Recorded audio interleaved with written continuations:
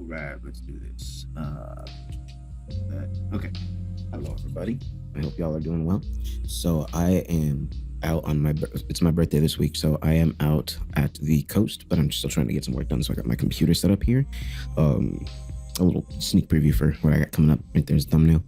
But yeah, let me see if I can get you. I got this room here. It's right by the ocean. It's very pretty. I was walking on the beach last night and got scared by some crazy person who was out there in like pitch black, yelling and stuff. Scared the crap out of me. Anyway, I've been taking some videos of just the scenery and such, and working on this new stuff while I'm out here. I'm gonna be heading back home tomorrow, but yeah. I just wanted to upload this video for you. This is the full compilation of the Hell's Invasion series. Finally, all 5 parts combined, and give you a little tour of my room that I'm in. This is like the living room area. There's like a bedroom over there, and then bathroom over there. But this is where I'm at now. I got my computer set up right over there. Yeah, I'm just chilling. Well, it's been a nice few days. For those of you who have been asking, by the way, this is the microphone I use. It is the AKG C2 or C414. But yeah, anyway, I'm probably gonna throw some other random footage in here from the trip that I've taken, and maybe I'll get some footage out. The microphone cord's not long enough for me to be able to go out there and record. Otherwise, I'd go open the door. Actually, is it? Let's find out. One sec.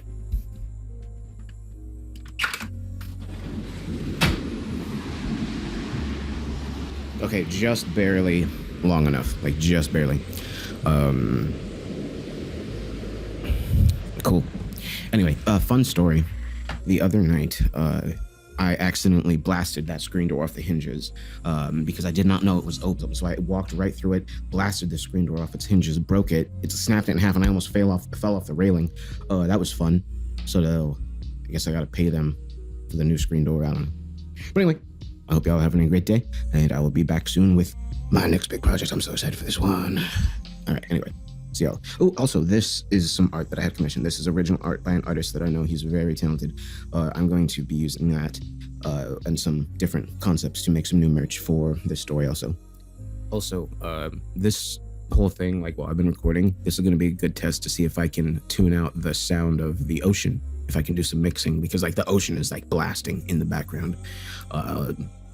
Yeah, I mean, like you saw in the video, I think. I'm not sure what got recorded and what didn't. But anyway, yeah, so let's see how this sounds.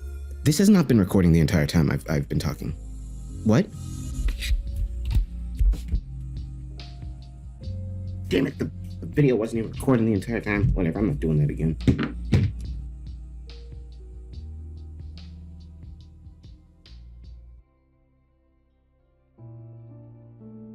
I'm not going to tell you much about myself.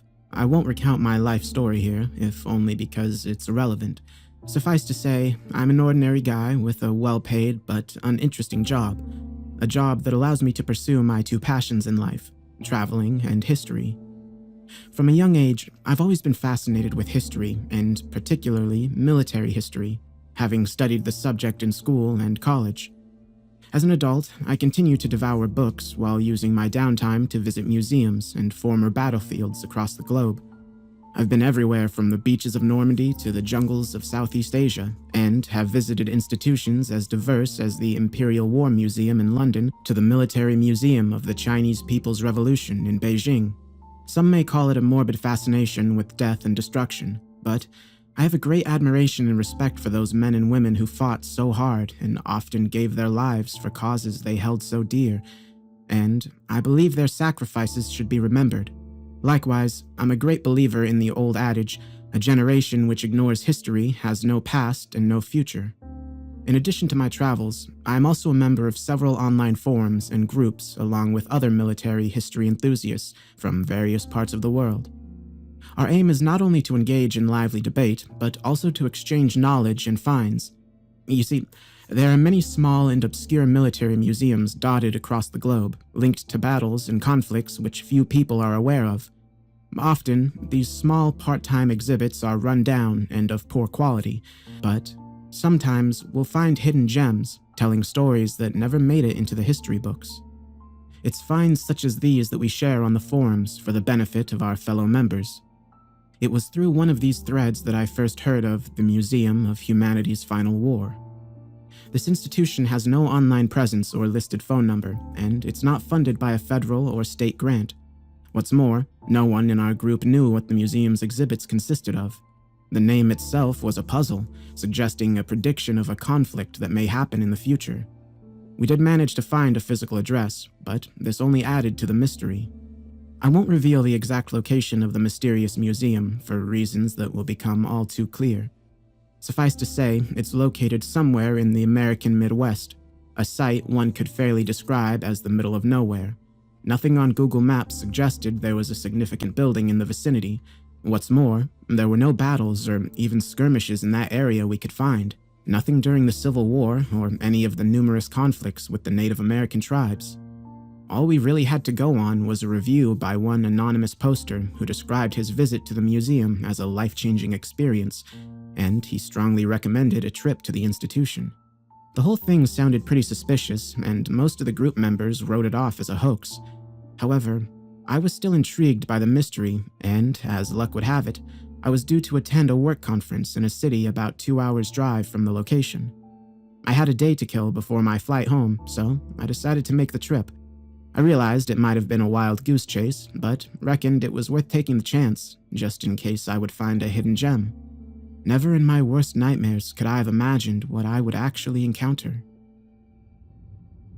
The drive out that morning was uneventful, as I exited the city heading west, soon leaving behind the leafy suburbs before zooming past mile after mile of flat farmland.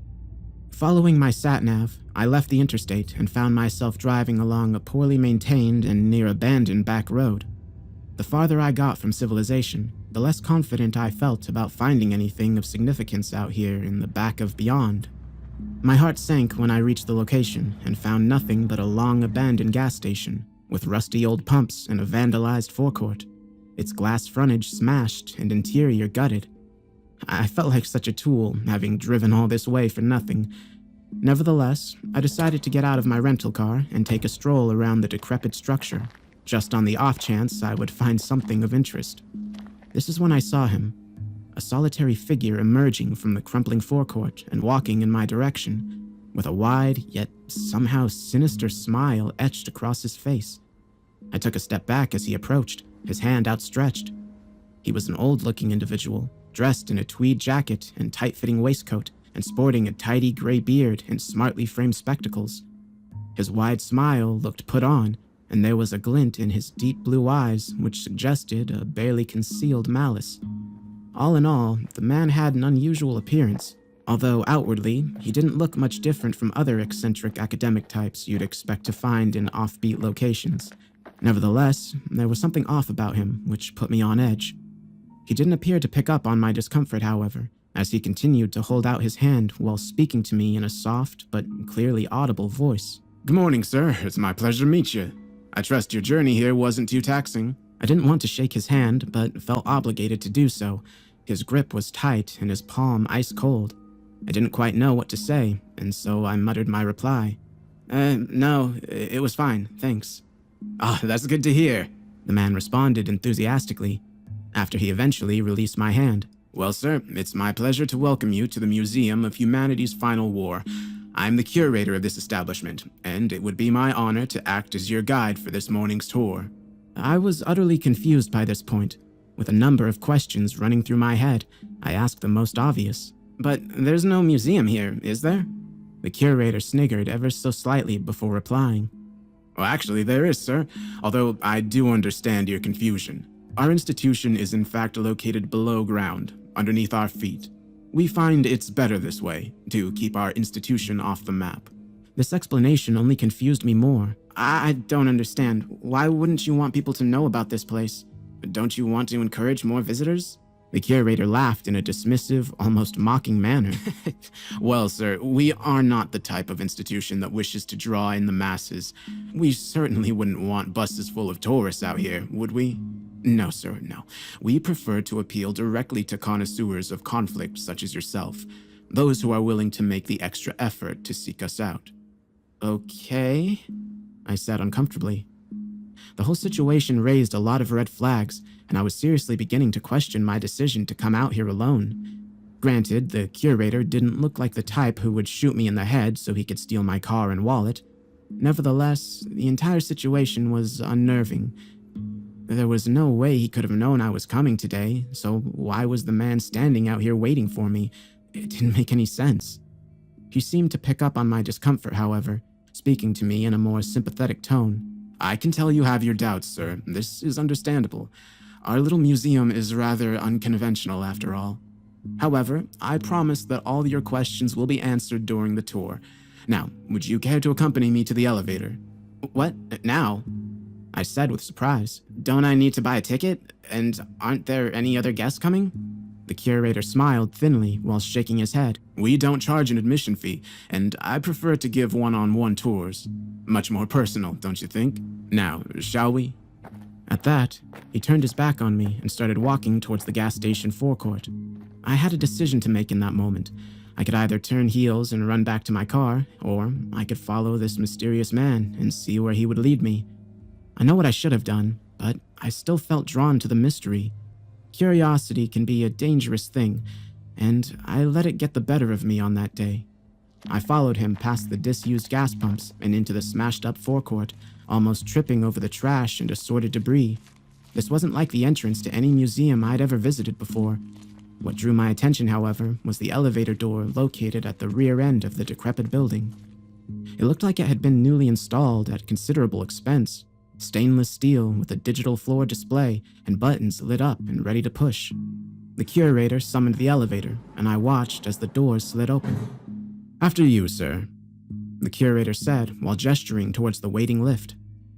I hesitated for just a second before stepping forward, feeling more than a little uneasy as the curator followed me inside and the door slammed shut. I don't know how far the elevator descended into the guts of the earth, but it seemed like we were going down for an eternity. Throughout the descent, the curator stood perfectly still, his smile gone as he glared straight at me with deadpan eyes. I felt nervous in that moment, as I feared the curator would lash out with the intention of doing me physical harm. I thought I might need to defend myself, but he never moved a muscle. I felt relief when the elevator finally reached the lower floor and the doors opened with a ping. But, of course, I had no idea what lay before me.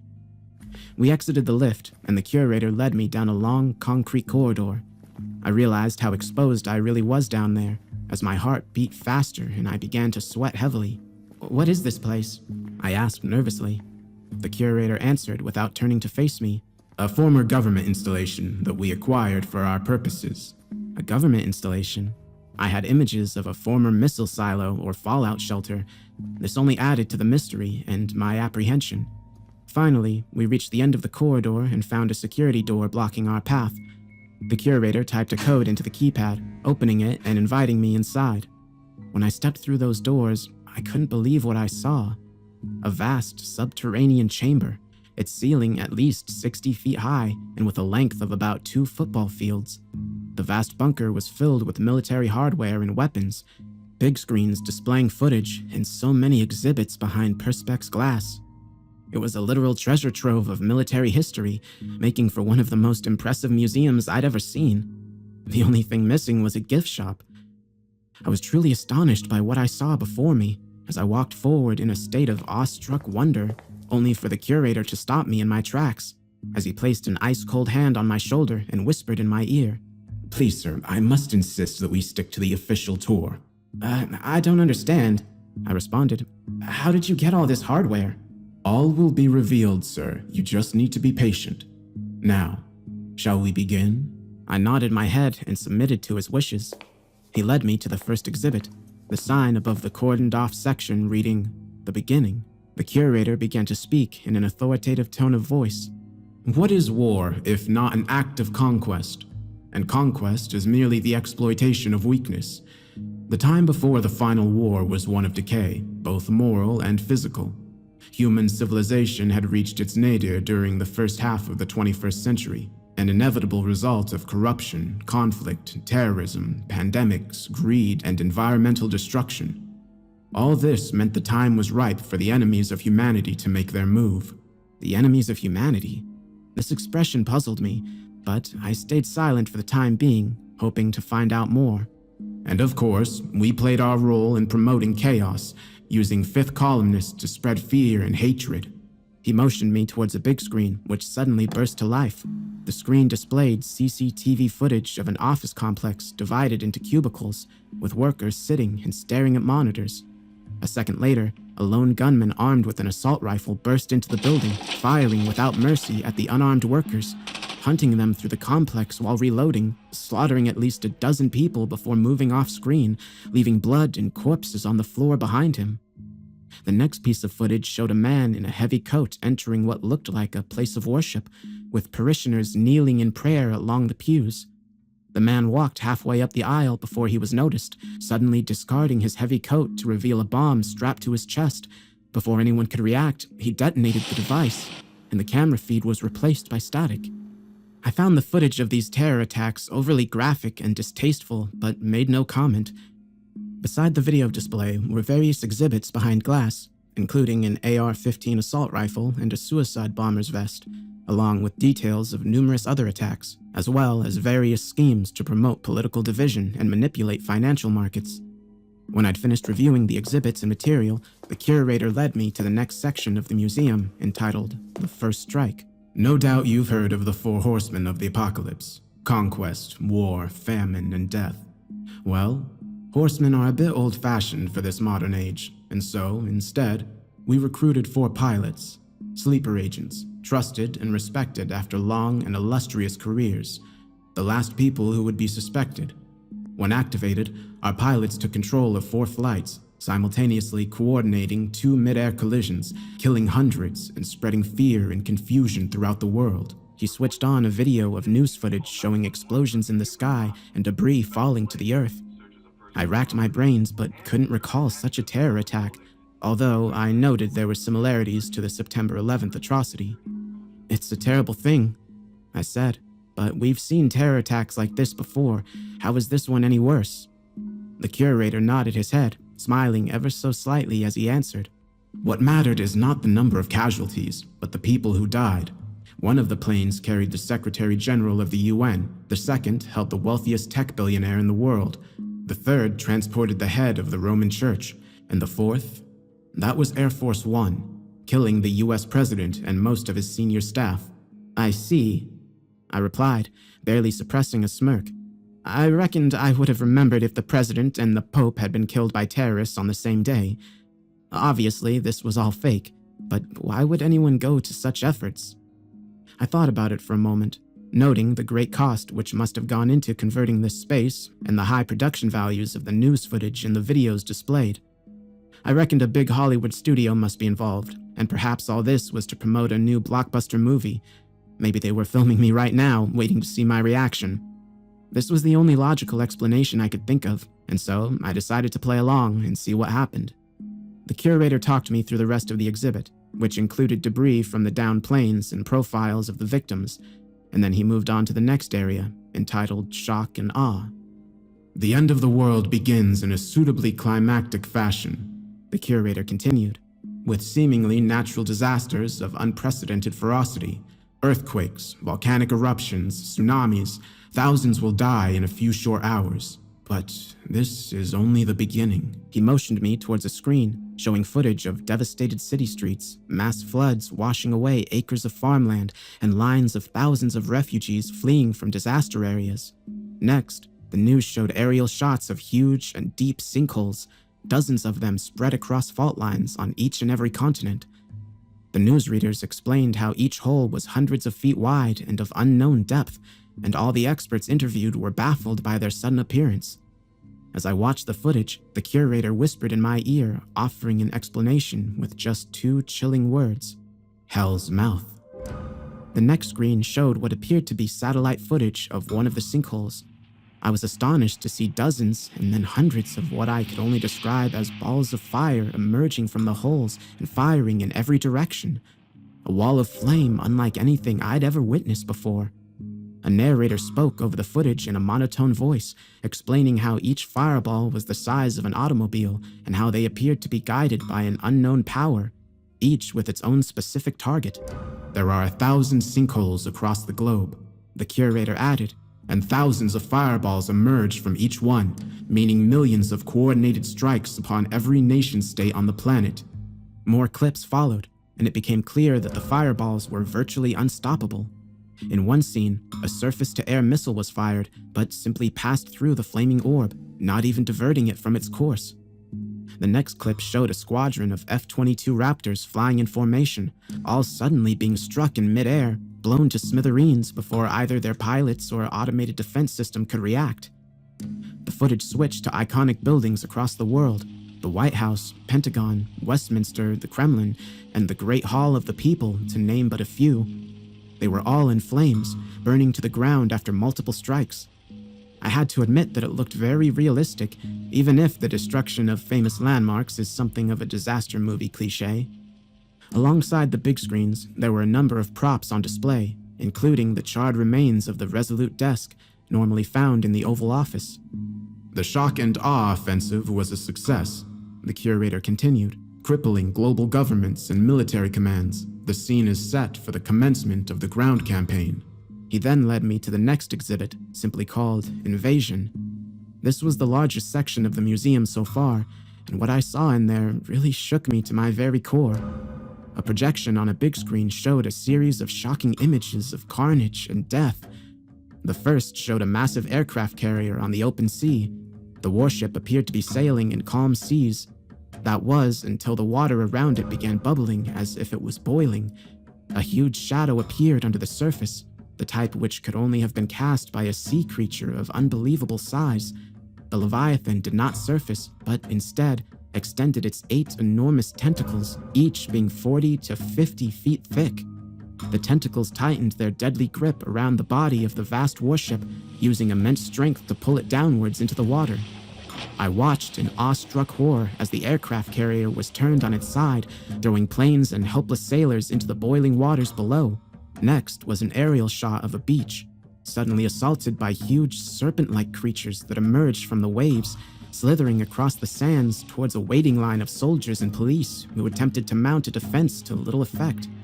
They fired upon the snakes with rifles and pistols, but the serpents kept on coming. In a moment, they were on top of the defenders, literally devouring the men by swallowing them whole. With the defenses defeated, the monsters were free to attack the city beyond. The curator had remained silent for several minutes, letting the footage speak for itself, although he did offer a short commentary before the next scene. Our offensive was assisted by local allies, although many of them were not exactly willing participants. To emphasize the point, I watched a film of an open plaza, which I recognized as being Tiananmen Square in Beijing. A company of Chinese troops had set up a defensive perimeter only to be assaulted by thousands of citizens in a zombified state, screaming bloody murder as they literally threw themselves at the line of heavily armored soldiers.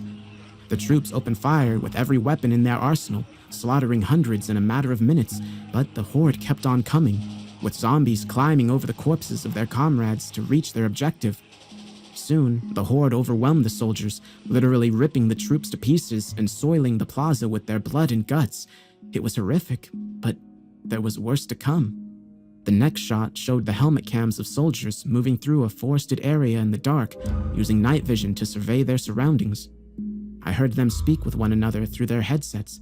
They all had British accents, making me think they must be UK Special Forces, most likely from the SAS. The atmosphere was tense, and it seemed like the troops were expecting an attack or ambush at any moment. Suddenly, there was a rapid burst of movement on the path ahead, as a creature leapt upon the lead soldier before he was able to react, dragging his body into the underbrush. The man's screams were still audible as the commander gave the order to open fire, and the screen was filled with tracer bullets and the chaos of battle. More attacks followed, with soldiers being sliced to pieces or dragged into the tree line by creatures that moved so quickly they were impossible to take down. And then, the soldiers with the helmet cam looked up, seeing a monster perched on a tree directly above his head. He illuminated the creature with a torch mounted on his gun, revealing what I can only describe as a werewolf, its teeth and claws razor sharp and its eyes burning a demonic red. The soldier pulled the trigger a split second after the werewolf leapt from the tree, but it was already too late. The monster tore into him, ripping and shredding his flesh in a violent frenzy. The man screamed before his camera feed cut out. The final scene in the reel was the most shocking. The camera view showed a city street somewhere in the US, a city transformed into a war zone. A party of American troops had set up a roadblock and were facing an enemy as yet unseen. The ground shook, indicating that something huge and powerful was making its way down the street. And a moment later, it came into view. A huge demon, easily 50 to 60 feet tall. It had the head of a bull, with horns and a snout filled with enormous teeth, and eyes burning as red as the sun. And its mighty legs like those of a goat, complete with cloven hooves that cracked the tarmac as the monstrosity marched along the suburban street. The soldiers opened fire with assault rifles and a machine gun mounted on top of an armored Humvee, but their bullets had no effect, merely bouncing off the beast's body as if its hide was made of steel. Suddenly, a projectile was fired from somewhere off-screen, probably a shoulder-mounted missile or RPG. The projectile struck the demon in its torso, causing the beast to roar aloud in pain and anger. The monster reacted by pulling a weapon from its sheath, a sword made of fire and at least the length of 2 men. With one mighty sweep, it took out a dozen soldiers, literally cutting them in 2, smearing the streets with their guts and internal organs. Men screamed as the demon used his sword to smash through the roof of a Humvee before it continued its thumping advance down the blood-strewn street. A moment later, 2 demons, both as large and strong as their leader, marched into the shot, finishing off any survivors with their swords or by crushing them underneath their hooves. There were many other scenes of brutal atrocities and monsters stalking the earth, but as hard-hitting as the footage had been, it was nothing compared to the exhibits located in this section of the museum. The footage directed me towards a group of dummy soldiers behind the glass, a dozen troops from different armies. American, Russian, Chinese, Indian, and others, all dressed in their national combat uniforms and with assault rifles pinned to their chests. It was only on closer inspection that I realized it wasn't plastic mannequins dressed up in uniforms, but rather mummified corpses. Dead men with discolored skin, their eyes removed and empty sockets staring out at me. The bodies were frighteningly realistic and totally grotesque. I looked to the curator for an explanation, but he merely shrugged his shoulders before answering. I would like to say they fought bravely, but the truth is, most of humanity's armies were crushed in a matter of days. I shook my head in disbelief, astonished at the lengths they'd gone to. Still mesmerized, I wandered through the rest of the exhibits as the curator patiently waited for me to finish. Above my head, hanging from the ceiling, was the fuselage of a F-35 Lightning jet. One of its wings had been shot off, but otherwise it was nearly intact. I looked to its smashed-up cockpit and noted that the charred remains of the pilot were still inside. Below the aircraft sat a Russian T-14 Armata tank, with a huge hole clearly visible through the top of its turret, making it look like a pierced tin can. There were many more vehicles and weapons on display, state-of-the-art military hardware, which would have cost millions to manufacture and maintain, now reduced to useless pieces of junk.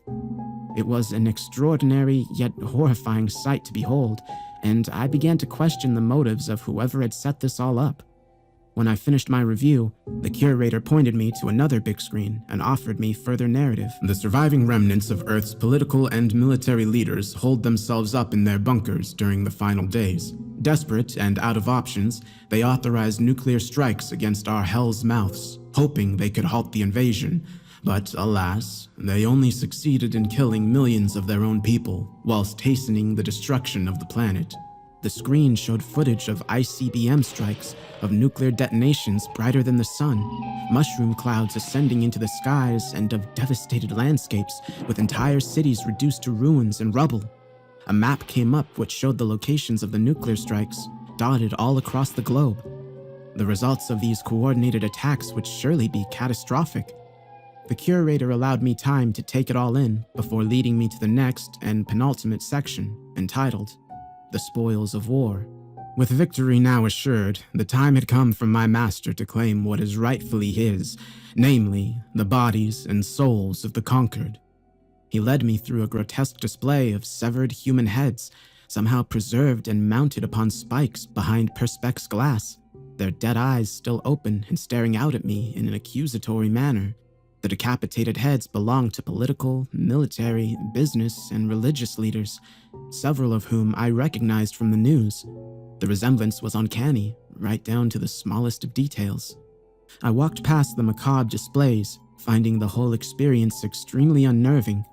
I saw the curator watching me as I proceeded through the grim exhibit. I noticed he was smiling, apparently taking pleasure in my discomfort and disgust. When I was finished, he directed me towards one final screen, allowing the images to speak for themselves. And the signage above read, "A world transitioned." The video showed clips of devastated and lifeless landscapes, the sun blocked out by a thick cloud of radioactive dust. Next came the image of a huge demon standing over a party of defeated prisoners, laughing cruelly as it used its fiery sword to slice the POWs into pieces. And finally, the horrifying footage of a line of emaciated refugees slowly marching across a dead land, men, women, and children, many showing the signs of advanced radiation poisoning, their skin badly burnt and bodies covered in cancerous tumors. They were totally defeated, their heads down as they trudged forward to an unknown destination. Several fell down to the mud, so weak that they couldn't go on, and their fellow refugees made no effort to help the victims, instead continuing with their own grim death march to nowhere. I felt physically sick after watching these horrific scenes, and it took me a moment to compose myself and come back to reality. Everything I'd seen, all he'd exposed me to, it all seemed so real, but I had to remind myself that it couldn't possibly be. I turned back to the curator, who stood silent by my side, meaning to challenge him and expose his sick charade. "Well, sir," I began, "this is quite the show you've put on today. Obviously, you've gone to some great lengths and expense, but I reckon it's time you told me the truth. What's the real story here? What's your agenda?" Honestly, sir, even after all you've seen and heard, you still don't believe? "Well, of course I don't." I snorted in disbelief. "None of the events you've shown me have happened in the real world." They haven't happened yet. He replied coyly. What you have seen is the future. This is humanity's destiny. "Ridiculous. Do you take me for a damn fool?" The curator smiled, and I noted a malicious glint in his eye. Well, sir, I can see you're the cynical type, but don't worry. We do have a special private exhibit for persons such as yourself, for those who require indisputable proof, if you care to follow me. He led me to the far wall of the bunker, where another security door was located. He quickly typed in a code to open the door and reveal a darkened chamber within.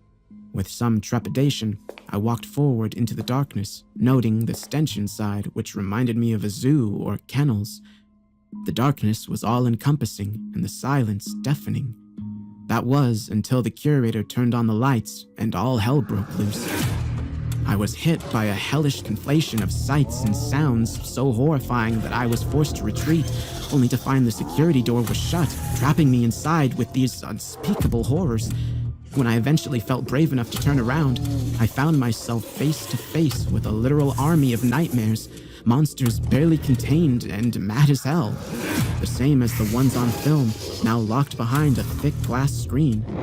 It burnt as bright as the sun as it crashed against the walls of its prison, and when I examined the fiery orb in greater detail, I swore I could see a human face within the flames, a tormented soul trapped within. On the far side of the chamber was a bloodthirsty werewolf trapped in a cage, snarling and growling as it tried to get free, its red eyes burning with hatred as its claws and teeth tore at the metal bars. Beyond the wolf sat a huge water tank containing a green-scaled serpent at least 20 feet long, with fangs as long as steak knives. It frantically circled the tank, splashing murky water against the glass. The last, but certainly not least, was the monster held in chains and behind reinforced glass at the far end of the chamber, a demon so tall its horns almost touched the ceiling. The monstrosity was nearly identical to the ones I'd seen in the videos, nearly 60 feet tall with the head of a bull, body of a man, and cloven hooves of a goat. The demon roared as it struggled with its chains, its evil eyes focused upon me as it pulled with all its might. I cowered in the corner, terrified and fearing for my life, as I believed the monsters would break free and tear me to shreds at any moment. But the curator was in control of the creatures, and he was able to calm them with a mere click of his fingers, ending their frenzy and reducing the monsters to a docile state. I shook my head in disbelief, the cold sweat dripping from my forehead as I muttered my next words in a state of shock. It's all real." Yes. The curator replied firmly. When will it happen?" I asked through shaking lips. The curator shrugged. Whenever the conditions are right. It could be a year, it could be 5, but rest assured, it will happen soon. I took a deep breath. A million things were racing through my mind in that moment, but there was one fear which immediately came to mind. You're not going to let me leave this place, are you? I asked nervously, because now I know the truth. On the contrary, sir, the tour is now over and you are free to leave whenever you like. I was confused and suspected a trap. But I know everything. Aren't you afraid I'll tell people what I've seen?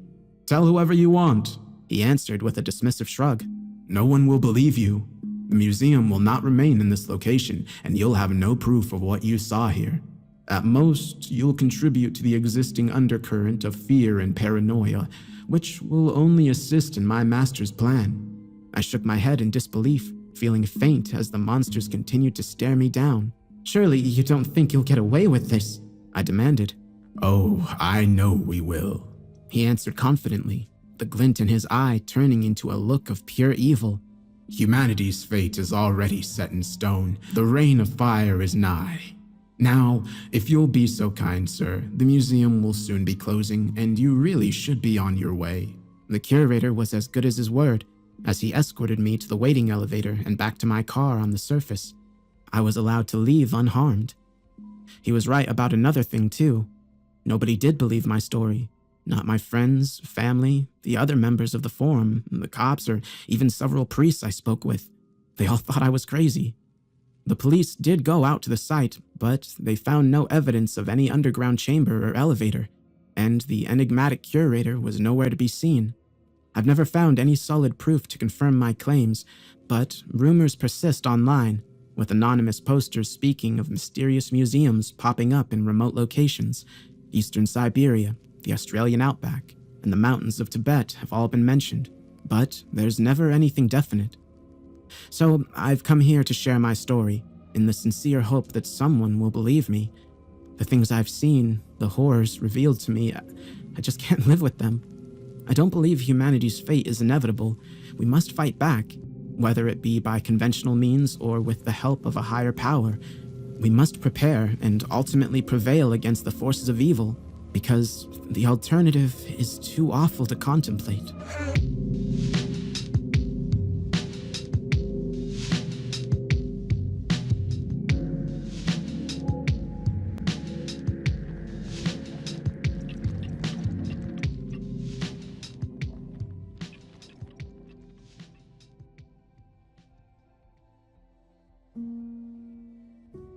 This is a story I promised to never tell.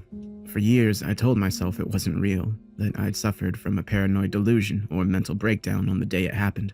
Even now, I still can't fully rule out a mental health episode during my youth, but in the 20 years since, I've never experienced anything like it, nor have I been able to determine any logical explanation for the bizarre and terrifying occurrences. So, unless I was secretly slipped some previously unknown psychedelic drug on the morning in question, I must conclude that my experience was real. And this is what terrifies me to my core, because as time goes on, I fear that the horrors I was exposed to back then will one day come to our world, and when that day comes, God help us all. But I'm getting ahead of myself, so let me take you back to that fateful morning. I was a first-year history student attending a well-known university. I won't name my school here, but suffice to say, it's not notorious for paranormal occurrences or unexplained incidents. Sure, it's an old university with its fair share of urban legends and ghost stories, but nothing that really stands out. But tales of phantoms and ghouls were the last thing on my mind on that Wednesday morning. Like most first-year students, I did my fair share of partying, and I'd been out late on a Tuesday night, sleeping in and running late from my 9 a.m. lecture. I recall hastily throwing on some clothes and quickly brushing my teeth before grabbing my rucksack and sprinting out of my halls and across the street to the lecture hall. I was still in a daze, hungover and half asleep as I made the frantic dash across the concrete, panting and sweating, but barely taking in my surroundings. If I'd been more savvy, I might have realized something was wrong before I reached the lecture theater, but instead, I ran straight into a trap. There was a moment, however, when I felt something wasn't right. It came just as I ascended the stairs and prepared to push open the lecture room door. It was like some kind of sixth sense, a primal fear buried deep in my subconscious, or perhaps my soul itself. I experienced a literal chill down my spine, freezing momentarily with my hand on the ice-cold door handle.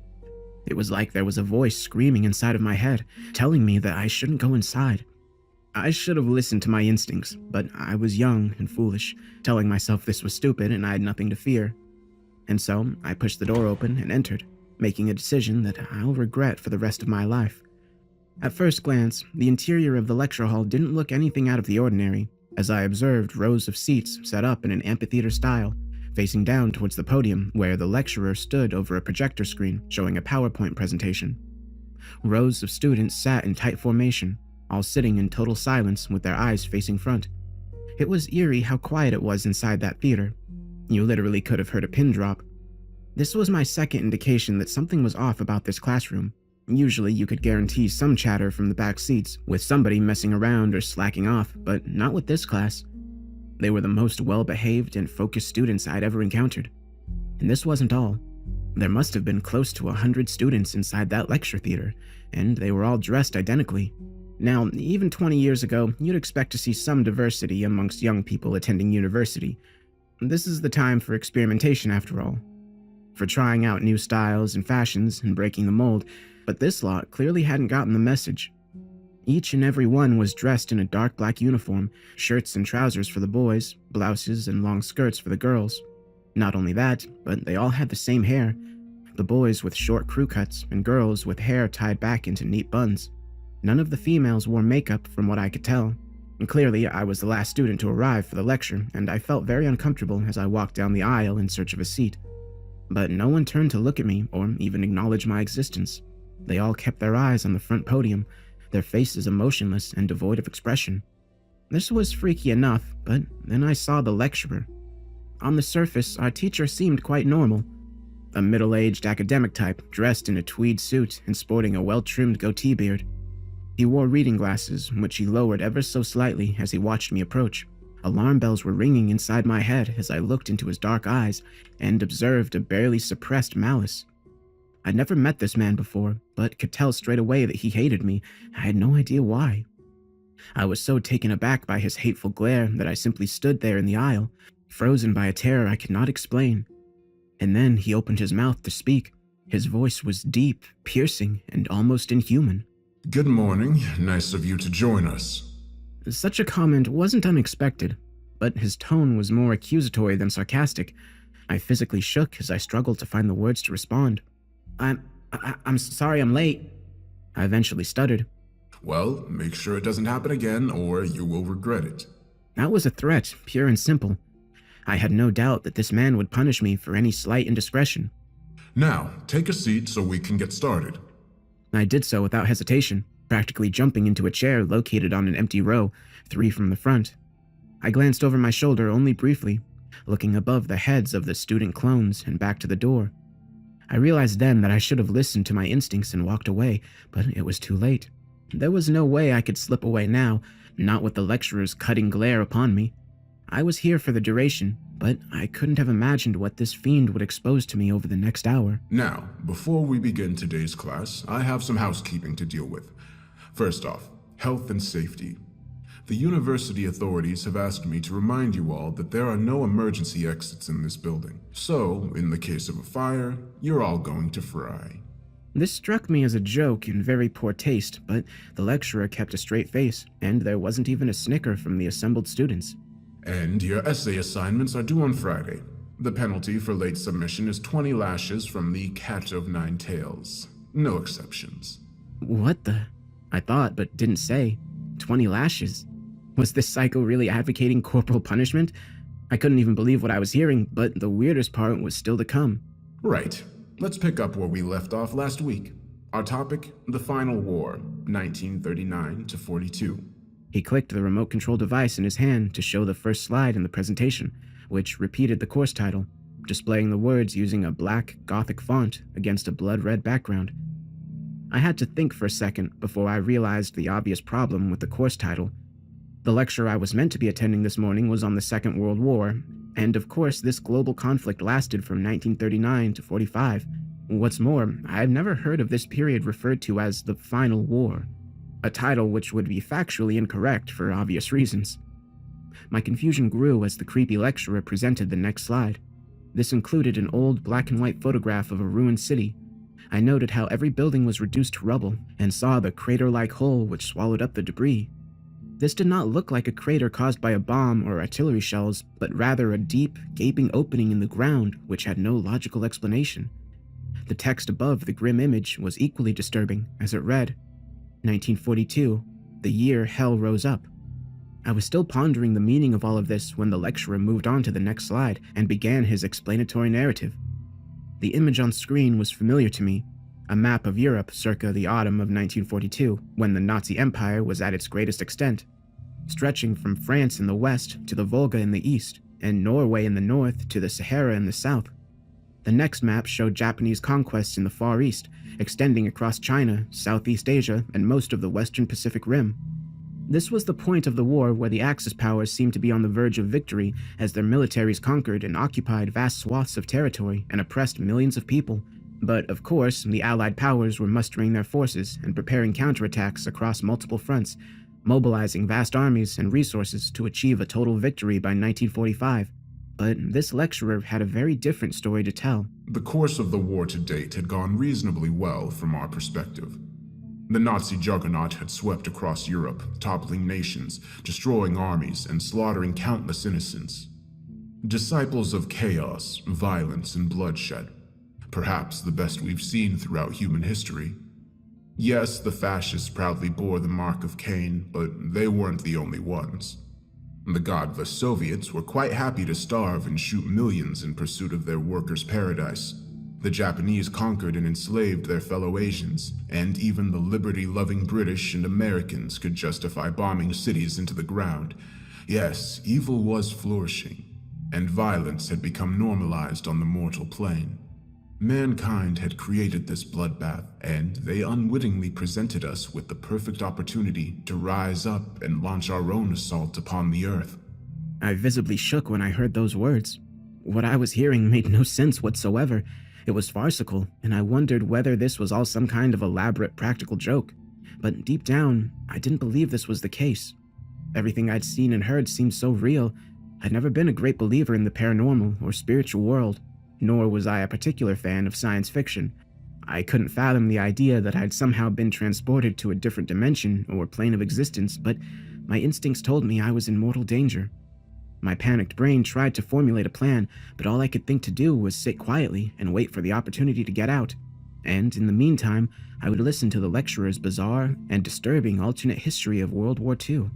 The next slide was a more detailed map of the Caucasus region of southern Russia, centered around the city of Stalingrad, a scene of perhaps the most famous battle of the entire war. A city named for one despot and craved by another. Stalingrad was the scene of some of the most brutal violence in human history, savage urban warfare between two vast war machines. The streets ran with blood, and the carnage provided the ideal launchpad for our invasion of the surface world. I gulped, wondering what he was talking about. I couldn't have predicted what happened next, not in my worst nightmares. The next slide was source material, an extract from the diary of Sergeant Viktor Petrov of the 34th Guards Rifle Division, stationed on the Stalingrad front, and dated the 1st, November 1942. The lecturer instructed us to study the translated account carefully, which I did. Not only that, but I copied the exact text down onto my notepad and kept it to this very day. It reads, "The fascist dogs have bombarded our positions throughout the day, mercilessly attacking our remaining positions on the west bank of the river. Their stormtroopers push forward slowly, but we fight for every inch of territory, street by street, house by house. Our casualties are heavy, but morale remains high. We have heard rumors of a planned counteroffensive with troops amassing on the east bank. If we can only hold the fascists back for a few more weeks, we will turn this battle around." At this point, there was a gap in the transcription. When it continued, the tone of the account changed significantly. I thought I had seen hell, but I was wrong. The horrors of this battle were only a prelude to an evil beyond belief.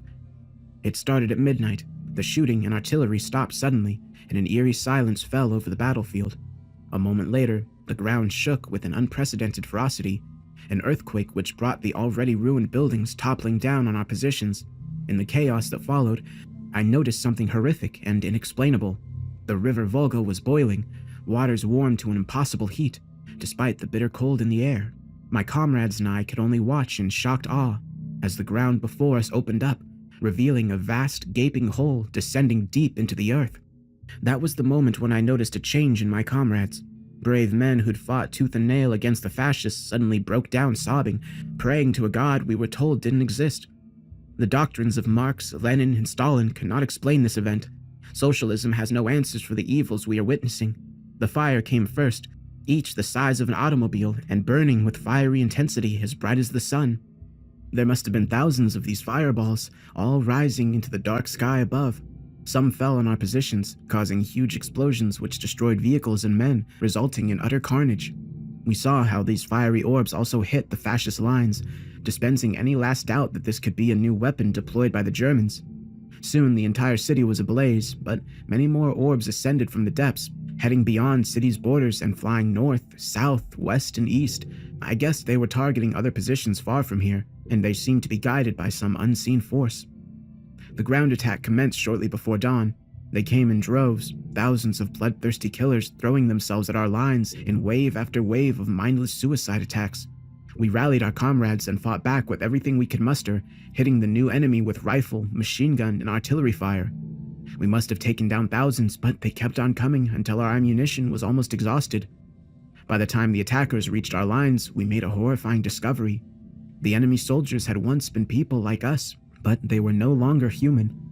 The best way I can describe them as is undead, zombie-like legions whose rotting corpses have been brought back to life, their bodies controlled by some kind of evil presence. We saw how some still wore the tattered uniforms of our army and that of our Nazi enemies. The dead are literally waging war against us. The political commissars were the first to break, abandoning their positions and fleeing like the cowards they are. My comrades fought bravely, engaging the enemy hand by hand after we ran out of bullets, but the outcome was inevitable. There were too many of them, and our assault was relentless. I was one of the few who escaped the slaughter, watching on in horror as those damn ghouls ripped my comrades to pieces and feasted on their still warm flesh. I can still hear the screams from my current position as I cower in a basement beside a squad of SS soldiers, my former enemies, now unlikely allies against this hellish legion. I don't expect to survive this day. And that's where the transcript abruptly ended. I could hardly focus on the lecturer's words as he continued the class, and I tried to comprehend what I just read. I told myself that it couldn't be real, but photographic evidence soon followed.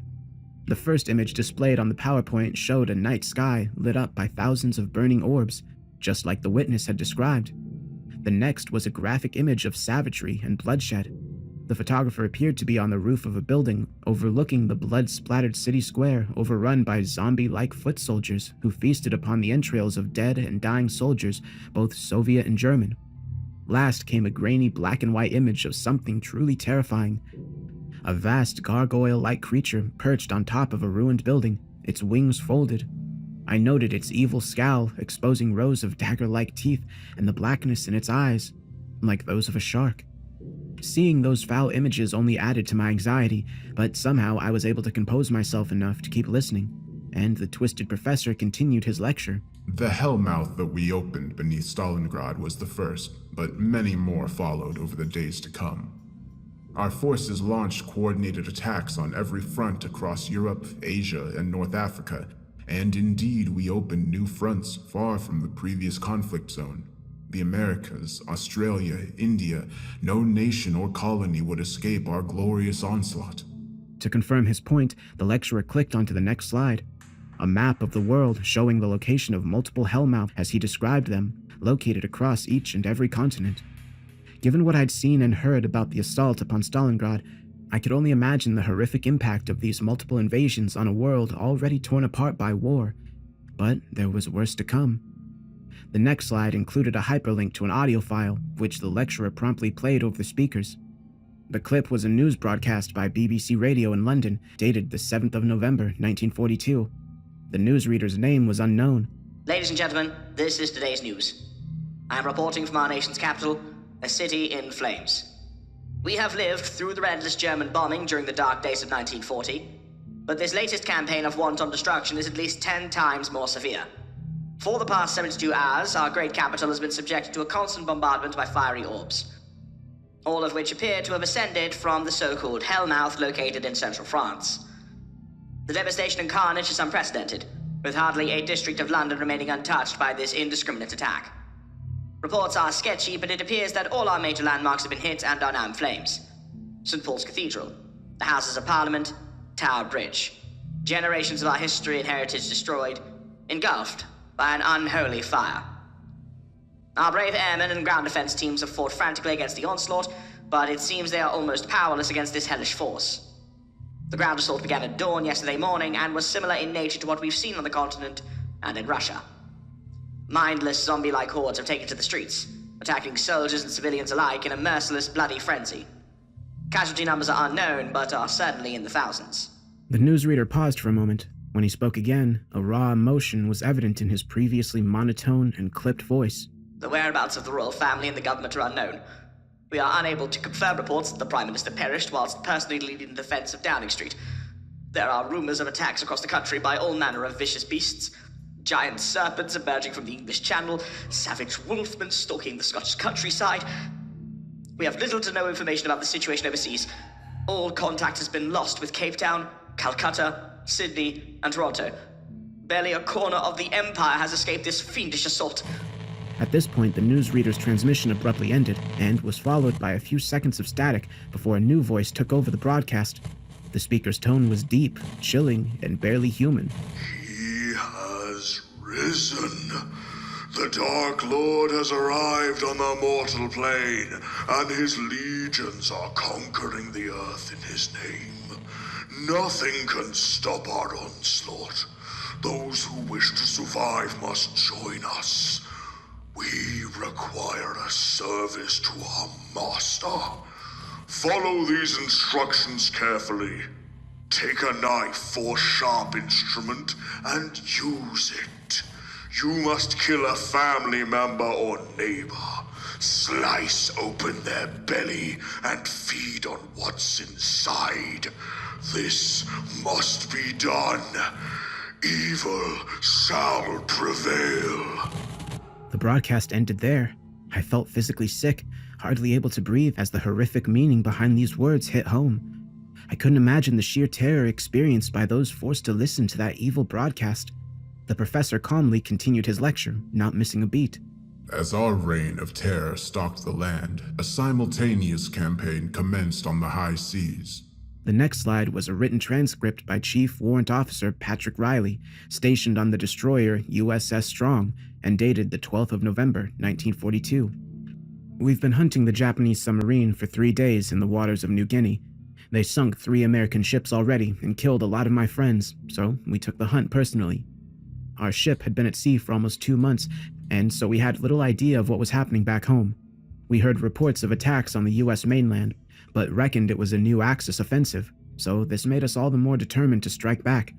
The enemy captain was good because he'd evaded us for days, disappearing without a trace after torpedo attacks on our ships. That's why we were astonished when the sub suddenly surfaced in broad daylight, only about half a mile from our starboard side. The enemy boat was literally a sitting duck, but the order came down to hold fire. We thought they might have experienced mechanical difficulties and wanted to surrender, but this wasn't the case.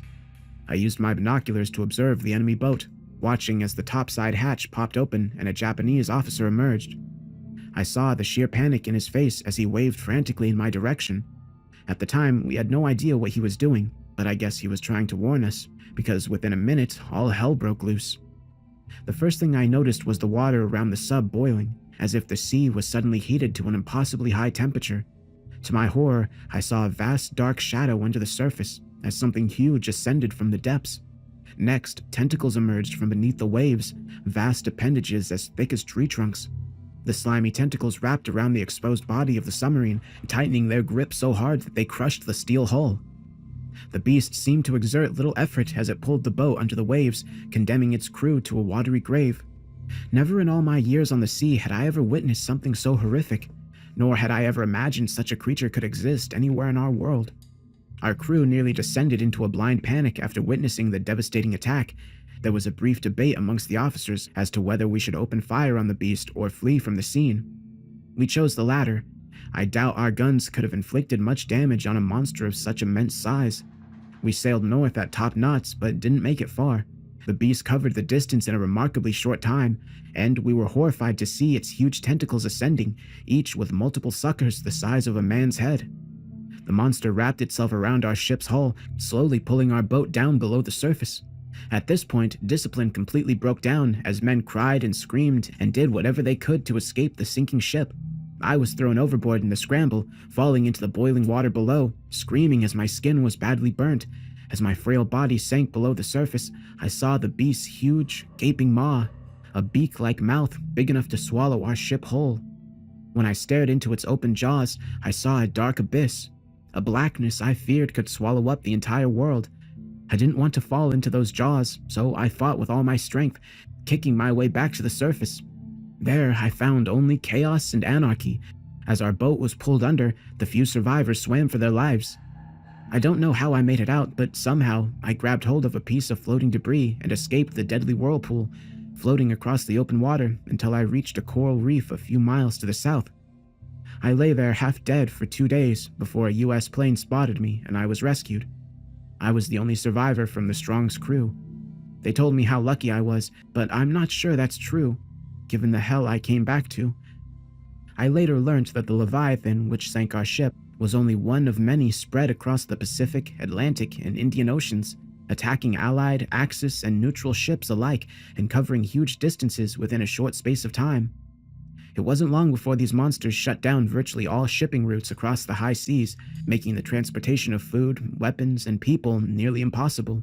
The accompanying photograph on the next slide showed an American aircraft carrier being attacked by one of those Leviathans, its vast tentacles wrapping around its hull as planes and sailors fell helplessly into the hot waters. I shook my head in disbelief, trying to imagine the sheer terror those men must have experienced when they were attacked by this huge monster from the depths. The next slide was a global map similar to the one previously displayed and showing the location of the Hellmouths. This map also showed the invasion's progress, with huge areas of land marked in red, meaning they were now under the control of Hell's legions. The initial stages of our invasion went as planned, with the armies of humanity quickly falling victim to our lightning offensive. But pockets of resistance remained, holdouts too stubborn to accept the inevitable, or perhaps hoping for divine intervention. We needed to remove this hope, to show the scattered remnants of humanity that their struggle was futile. This is when we deployed our elite divisions. He presented another written source, this one being an account of Private First Class Jerry Langdon of the Indiana National Guard, dated the 30th of November, 1942. They told us we'd be shipped out to the Pacific or Europe, but instead we're fighting in our own backyard against an enemy so evil that we can hardly believe they exist. These monsters are like something from our worst nightmare, but their invasion is all too real. Our battalion was deployed just outside of Gary, and about 500 miles north of the Midwestern Hellmouth. The fiendish hordes were rapidly advancing upon our positions, and we knew that we were one of the last units standing between the enemy and Chicago. We'd already cut our teeth fighting against the ghouls, the undead that swamped our lines with their suicidal attacks. Their assaults are relentless, and we lost almost half our men, but somehow we'd held the line. We expected more of the same, but as brave as our boys were, we had no answer for what came next. The attack came at dawn, an icy blizzard that battered our positions throughout the night, but we were awoken by the ground shaking as something huge smashed through the cornfields south of our position. We heard the giant crashes and we froze in terror, dreading whatever hellish monstrosity they were sending against us. The creature which emerged from the storm front was hideous, a minotaur-like beast with the horned head of a bull, the body of a man adorned with armor, and hooves which smashed into the ground. The demon, and I'm sure that's what it was, must have been over 50 feet tall, its massive frame dominating the skyline. To my horror, I saw how its hateful eyes burned a crimson red. It opened its mouth to reveal razor-sharp teeth and let out a powerful, animalistic roar which chilled me to my bones. The demon was armed with a flaming sword, easily the length of 3 grown men, and it moved quickly, the ground shaking with every step. The beast was soon joined by 2 others, both of comparable size and strength.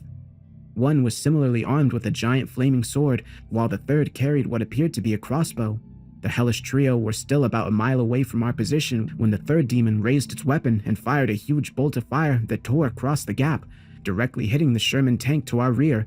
The resulting explosion reduced the vehicle to a flaming wreck. At that moment, the first demon roared and charged, while the third reloaded. We threw everything we had at the enemy, firing rifles, machine guns, and bazookas. We must have hit them with hundreds of rounds, but our bullets and shells had little impact, as nothing we did could penetrate their thick armor. The beasts attacked us with a hateful glee, using their flaming swords to slice our boys to shreds. I saw a squad of men cut in half by a single swing of a sword, staining the ground with blood and guts. There was no way we could resist such a devastating assault, and so our defensive line soon fell short. As I write this, I am hiding in an abandoned barn with a handful of fellow survivors. We can hear the demons stomping around in the surrounding fields, roaring in triumph as they pick off our people one by one. I do not expect to survive much longer. I'm writing this in hopes that my words make it back to my wife and children. I want them to know that I'm sorry. We tried everything to stop this evil, but their power is too great. I love you all, and pray we'll meet again in a better place. The soldier's final words nearly brought me to tears, but what I saw next was truly terrifying. A grainy black and white film appeared on the projector screen, showing a cornfield and a wooden barn, presumably somewhere in the American Midwest. The ground beneath the cameraman's feet shook, making it difficult for him to hold the camera steady. Then the demon came into shot, its huge frame dominating the skyline. The horned beast was almost twice the height of the barn. I noticed how the thick steel armor it wore was marked with dents, presumably caused by bullets, but the beast did not appear to be wounded. The demon moved slowly but with purpose, appearing to sniff the air as it carefully surveyed its surroundings. The beast reached out with its mighty clawed hands, tearing the roof off the barn and reaching inside. To my horror, I watched it picking up a screaming figure, a woman by the looks of it. It sneered with an evil look in its eyes and crushed the woman's body in its fist before ripping her in two pieces and casually tossing her remains into the cornfield. Then the film ended. I barely had a moment to breathe before the next horrifying film began. This one appeared to be taken from the cone of a fighter jet. As it strafed enemy forces on the ground, it came in low, firing its twin machine guns at the huge frame of yet another giant demon.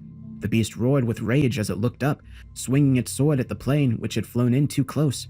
It struck the aircraft like a cat would strike at a pigeon, cutting through it with fire and abruptly bringing the footage to a brutal end.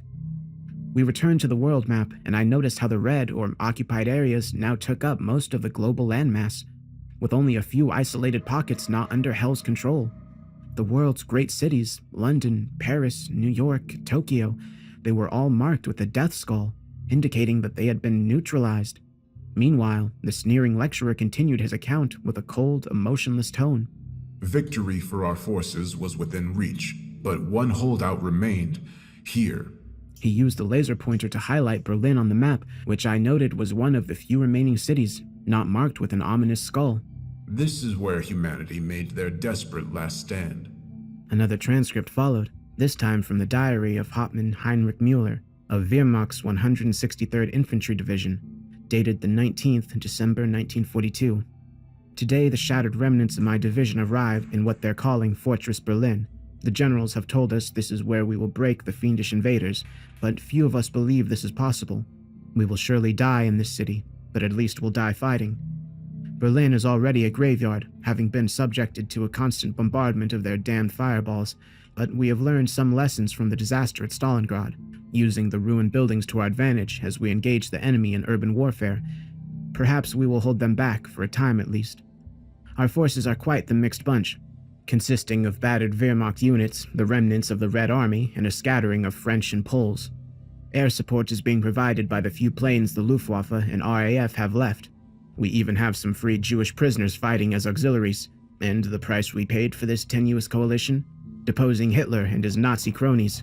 They're all dead now, replaced by a junta of Prussian generals who rule over what little remains of the German Reich. We are anticipating simultaneous attacks from both the west and east, and our recon planes have reported huge forces amassing on the city's borders. We can deal with the zombie hordes as long as our ammunition supplies hold out. The giant demons are a far more serious foe, however. The generals tell us they can be killed by concentrated artillery bombardment or aerial bombing. Time will tell whether this is true.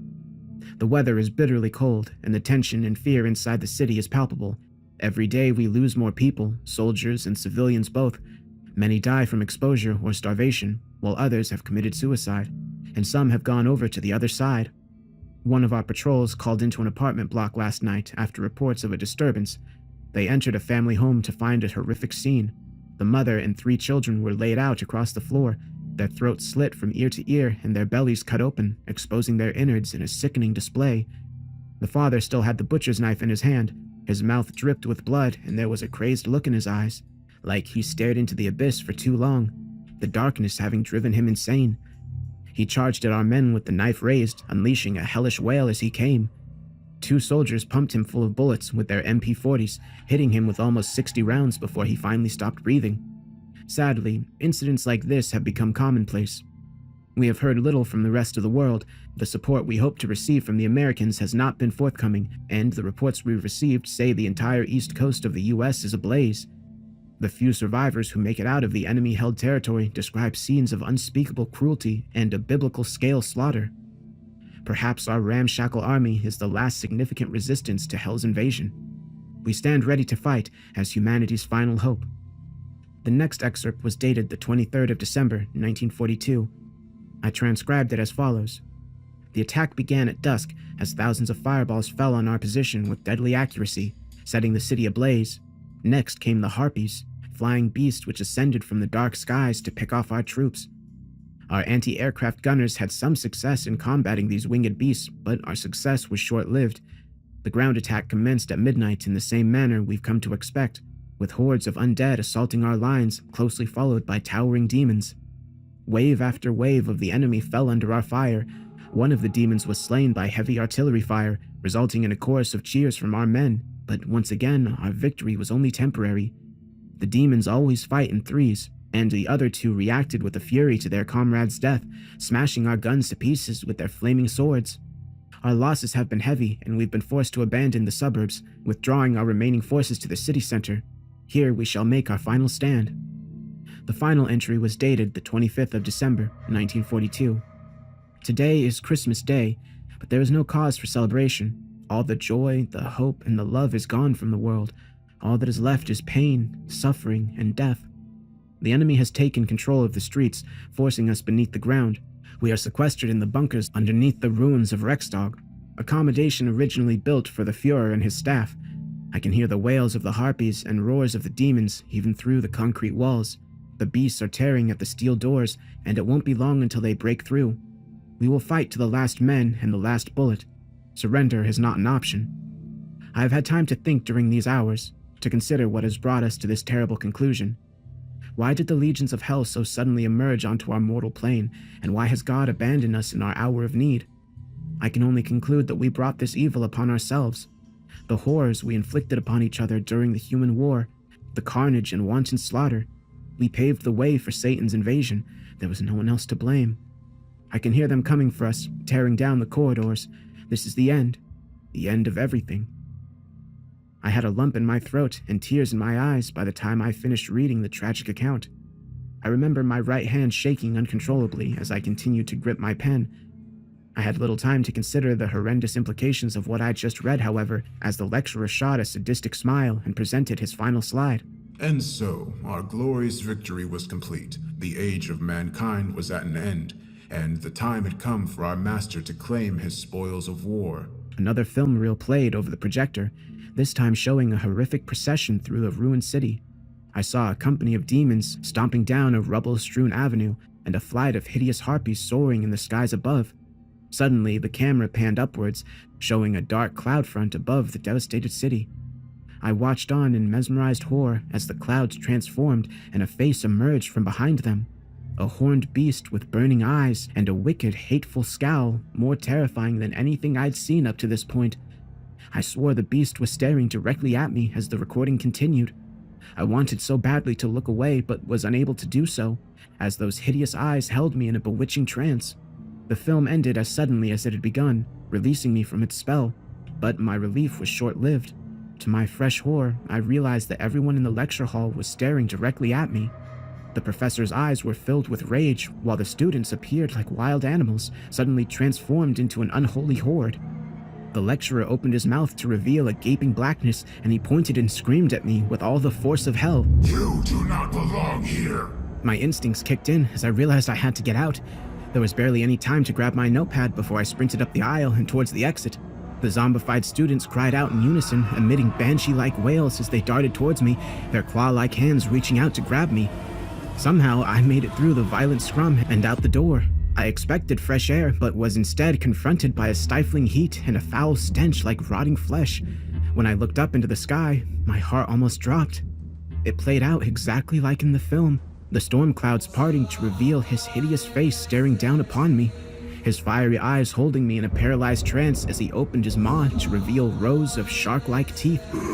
The beast cackled, his foul laughter nearly deafening me as he reached out with a huge claw, ready to scoop me up and devour my flesh.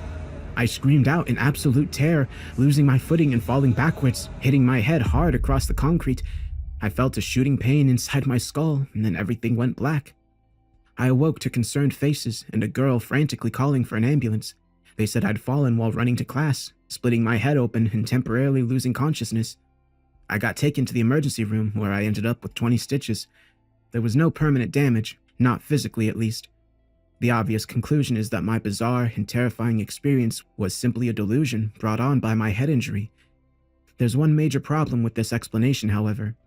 When I looked at my notepad, I discovered the full transcripts I'd written out, confirming the horrific accounts I'd been exposed to. I've had a lot of time to think over the events of that morning and the years since. I don't have any logical explanation for what happened to me, but I do have a theory. I believe I was transported to another dimension, one where the legions of hell conquered the earth in late 1942. I witnessed a terrifying world ruled by Satan, but somehow made it back home.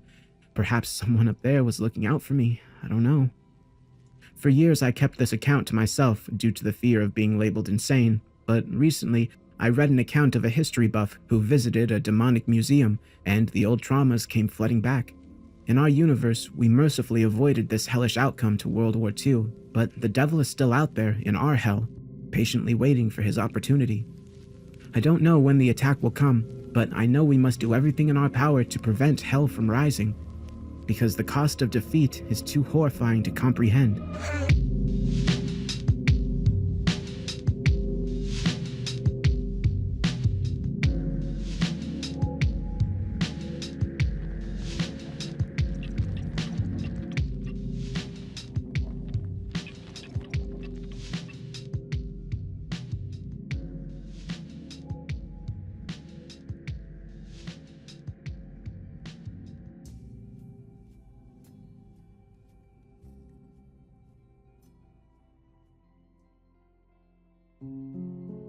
It would be fair to say that I had a problem with authority during my mortal existence.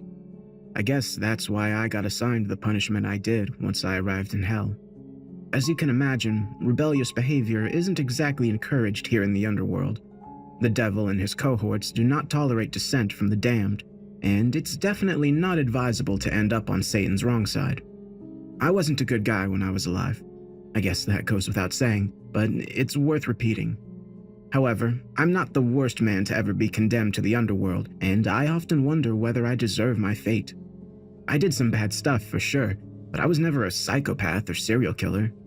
In a way, it's a shame I'm not pure evil, because those types tend to do well down here. If you were a murderous dictator or war criminal on Earth, then your skills are going to be very much in demand in this joint. That's as long as you know your place and don't dare to challenge the boss.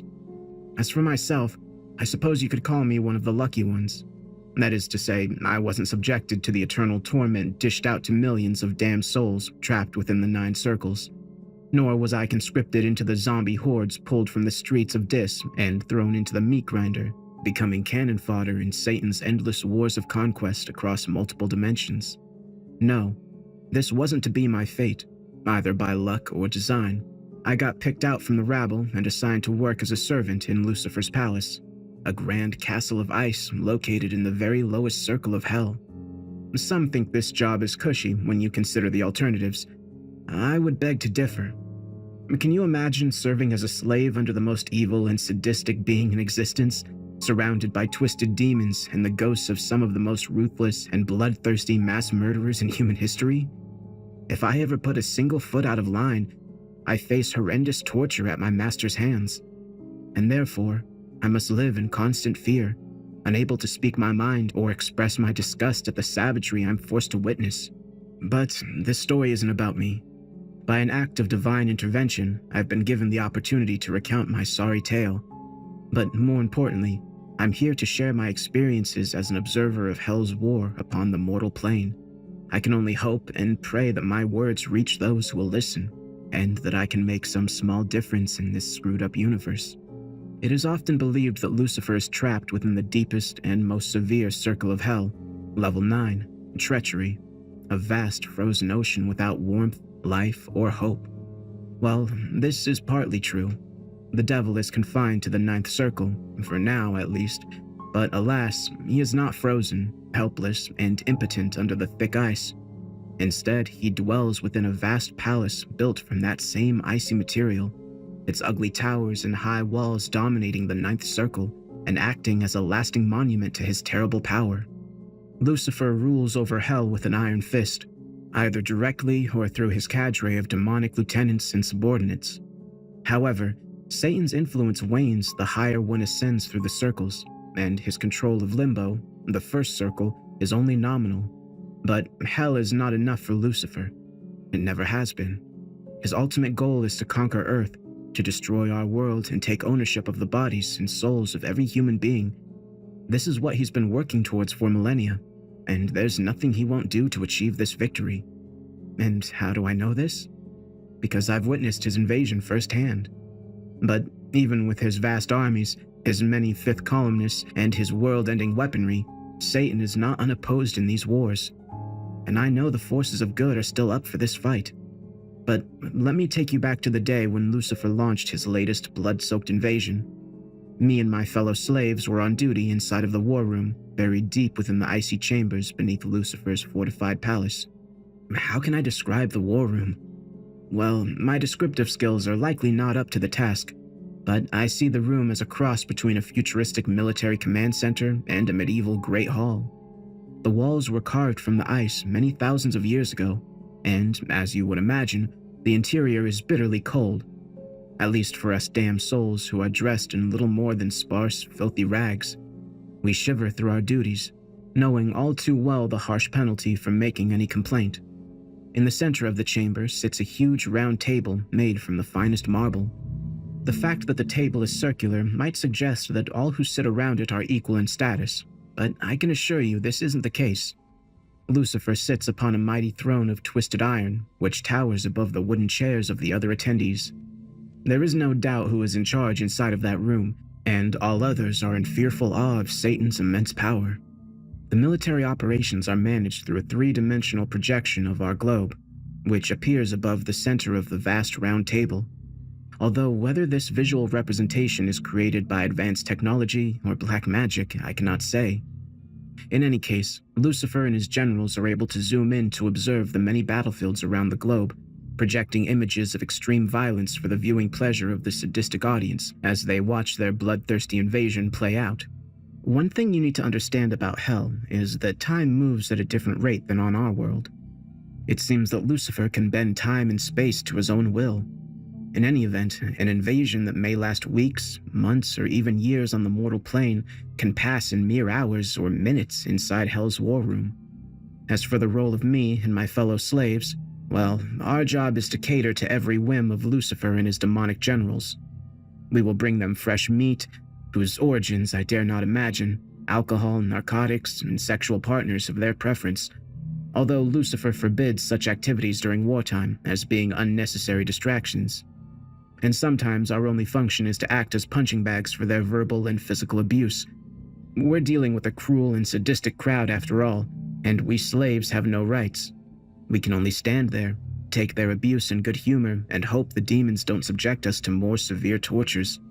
What's important, however, is that we are present, and even though our masters insist we remain silent and invisible, we witness all that occurs in that horrifying room. And I saw it all on that extraordinary day in the pits of Hell. Let me begin by introducing the cast of this horrid tale. Well, there's the main man, of course, Lucifer, Satan, the devil, Lord of the Flies. He is probably the second most powerful entity in existence, and boy, he is pissed about not being number one. Satan has been bitter and enraged ever since his failed rebellion and banishment from God's kingdom. For millennia, he has dwelt in hellish exile and plotted his revenge, a twisted obsession which has entirely consumed him. The devil holds all the power in his realm and is not afraid to demonstrate this fact. I have personally witnessed the devil ripping his victims limb from limb with his bare hands, only to summon a dark magic to stitch them back together again. He then repeats the process, driving his victims mad in the process. The only limit in the devil's realm is his own twisted imagination. Satan can also take many physical forms: a horned minotaur, a black dog with burning red eyes, and a crimson dragon which spits white fire. But when he's inside the war room, the devil takes on a human form, that of a slick and handsome politician dressed in a finely tailored designer suit. Or perhaps this is just how he appears to me. I guess it makes no difference in the end. I am sure of one thing, however. No one who's ever laid eyes upon the devil on his home turf could ever mistake him. I don't know whether it's his piercing, predatory eyes or his booming, godlike voice, but Lucifer has a dark aura around him which forces all to submit to his will out of sheer terror. Despite the vast size of the subterranean chamber, the devil likes to keep his war council small, and on the day I witnessed the events I will recount, only half a dozen were present around the table. So, let me introduce you to Satan's unholy six. 3 of their number are demons, fallen angels who've been with the devil ever since his failed rebellion in heaven. There are many thousands of demons within the ranks of Hell's army, but these 3 are at the top of the pile, Lucifer's most trusted lieutenants and advisors, dedicated to implementing his horrific plans and fully prepared to inflict mass casualties in their pursuit of total victory. They also take the appearance of human beings while sitting around the war table, but I've seen their true, monstrous forms, like the 60-foot-tall minotaurs wielding flaming swords, their horrifying roars filling the air as they storm into battle. That's a sight you'll never forget. Believe me. First and foremost is Ashtaroth, the great Duke of Hell and Satan's right-hand man. Highly intelligent, devious, and totally ruthless, Ashtaroth is notorious for his Machiavellian political skills and aptitude for extreme violence. When this demon meets your eye, you'll feel a cold chill running up your spine as you imagine the horrors he's calculating inside his twisted mind. He is definitely to be avoided if at all possible. Next in line is Minos, judge of the dead and gatekeeper of the second circle. All who enter hell must pass through Minos and face his judgment, and he will decide your fate and assign you to one of the torturous 9 circles. In addition to his gatekeeper role, Minos is also responsible for recruitment into Hell's army. Millions of lost souls make up the rank and file of Satan's combat divisions. They're cannon fodder, of course, entirely expendable and ready to be thrown into the meat grinder at a moment's notice. These soldiers are press-ganged into service, but most are grateful to escape the endless torment of the circles.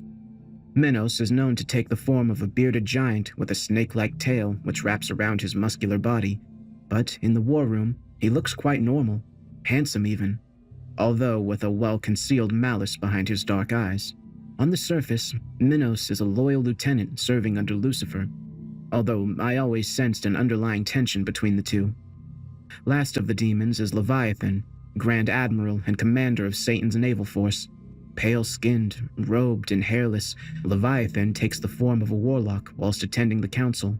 He is indeed very powerful.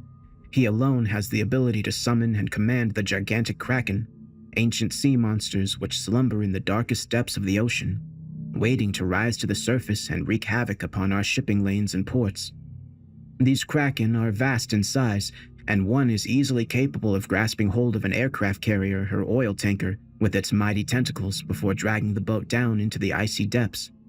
And Leviathan doesn't just have one sea monster under his control, he has dozens. Satan's admiral says little during these war councils, but there's no doubt he plays a crucial role in the devil's devious plans. The other 3 council members are not demons, but rather damned souls. These are Satan's generals, hand-picked to coordinate his invasion and command his vast armies. All were famous, or infamous, military leaders, who I suspect you might have heard of. First, there's Erwin Rommel, or the Desert Fox, as he was known on the mortal plane. The German general became famous due to his stunning performance as a tank commander during World War II, serving in France, North Africa, and France again before his death in October 1944. As he sat in the war room, Rommel looked near identical to the photographs I recall seeing in the history books, right down to his chiseled Aryan looks, and spotless Wehrmacht officer's uniform. The German may have been deceased, but he remains a true professional committed to winning, even if the cause isn't his own. He is considered the best of Satan's generals, and has a position of authority over the others. Next around the table is Belisarius, military commander of the Byzantine Empire during the 6th century and instrumental in reconquering most of the Mediterranean during a series of battles and wars spanning several decades. Sometimes called the last of the Romans, Belisarius is remembered on our world as a great strategist and brave general who fought side by side with his troops. But ultimately, Belisarius was betrayed by Emperor Justinian, who ordered his general's eyes put out, leaving him a blind beggar on the streets of Rome for the remainder of his life. In death, he remains blind, but his other senses are sharpened, and his strategic senses are as good as they were during his glory days. With his eyes removed and his hair and beard white and disheveled, Belisarius doesn't look like much at first glance, but he's been fighting Lucifer's wars for centuries and should not be underestimated. Last but not least on Satan's council is Boudica, queen of the ancient Iceni tribe, who led an uprising against the Roman occupiers in 1st century Britain. Clad in red robes and with long flowing hair, Boudica is known for her beauty, but also her skill and strength in battle. Her name comes from the Celtic word for victory, and despite her eventual defeat and death, Boudica is remembered as a heroine in Britain and beyond. This raises the question of how these military leaders ended up in hell leading Lucifer's vile legions. They are hardly the evilest villains from history after all. Nevertheless, Rommel was Hitler's general. Belisarius slaughtered civilians during the Nika riots, and Boudica's army put 80,000 Romans to the sword during her bloody rebellion. The truth is, few escape from war without committing mortal sins. And you're probably wondering why the worst monsters and mass killers from history don't have a seat at the table. Where are Genghis Khan, Hitler, Stalin, and Mao, you might ask? Well, don't worry, they're all here in hell. The trouble is, such megalomaniacs don't take well to being number two, and Satan never fully trusts these dictators, as he fears they'll stage a revolt against his rule. For those reasons, these human monsters are regulated to the very lowest level of hell, a little-known torture chamber located beneath the frozen sea of the Ninth Circle. Down in the icy depths, they are subjected to unimaginable and endless torture. You can sometimes hear their desperate, mad screaming through the ice, a chilling reminder of the fate of those who would dare challenge Satan in his own kingdom. So, on that fateful day, the huge ice chamber which served as the Devil's War Room was the place of work for me and 2 other damned souls. I don't know their names or what they did in life to end up down here. One learns pretty quickly that hell isn't a place for making friends. The 2 young men who served alongside me were anonymous and largely silent, but I could see the pure terror in their eyes and knew that they were as scared and horrified as I was. But that didn't make us allies. Desperate souls have a habit of stabbing you in the back. It's every man or woman for themselves in hell. I learned this lesson the hard way. The 3 of us stood silently at the back of the chamber, beside a table of both raw and cooked meat, countless bottles of alcohol and drugs of every description. We would obediently serve the demonic attendees whatever they wanted, although I knew from past experience that Lucifer didn't want hedonistic distractions during his invasions, and so we were likely to remain as silent observers throughout the events to come. Now, this wasn't the first time I'd witnessed this sequence of events, but I'm always awestruck when the devil summons a 3-dimensional globe the size of a soccer field above the war table, an incredibly detailed and live holographic image of the planet Earth. When he did so, I looked upon the green continents and blue oceans of my homeworld and felt a terrible sickness deep in the pit of my stomach, because I knew what was coming next, and felt for the billions of people who were about to suffer a horrific fate. And then Lucifer spoke to the open proceedings, his booming, godlike voice filling the huge chamber with ease. Ah, our battlefield, Earth 217, ripe for the picking. I trust our preparations have been completed. Ashtaroth, Lucifer's second-in-command, responded without missing a beat, his voice low and raspy, but full of malice. Yes, indeed, my lord. The 4 horsemen have been busy doing what they do best, spreading fear, misery, and hatred throughout the globe. May I? Lucifer gave his subordinate a curt nod, and the demon used his black magic to take control of the holographic globe. zooming in on each continent as he provided his quick-fire briefing. In Africa, we have multiple wars, famines, and pestilence.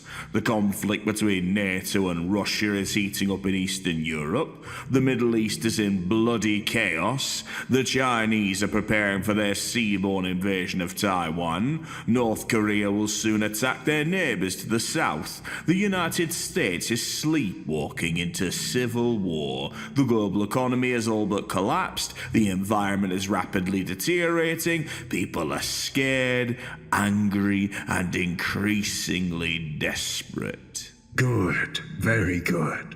The devil replied with a sadistic glee. And what of our forces?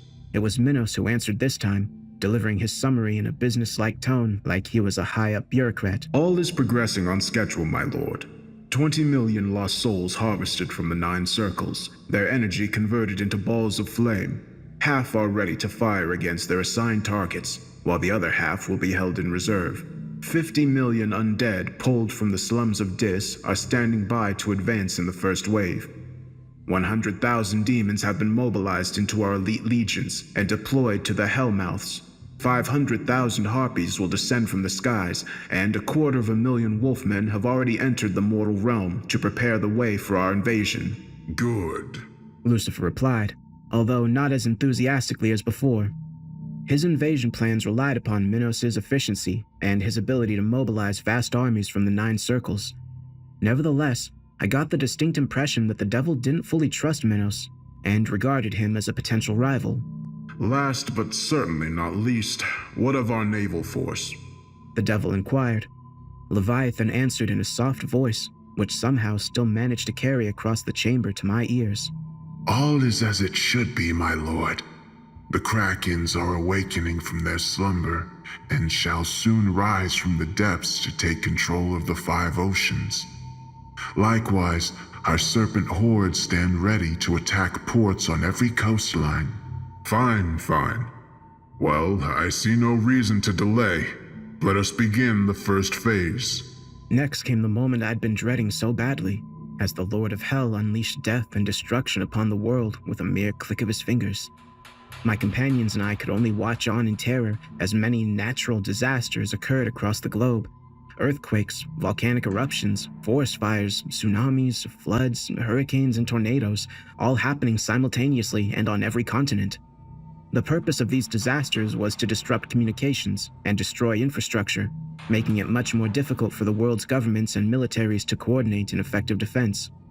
Lucifer zoomed in on individual regions and nations so he could examine the devastation in closer detail. We bore witness to cities destroyed, forests burning, and endless columns of refugees fleeing from disaster zones.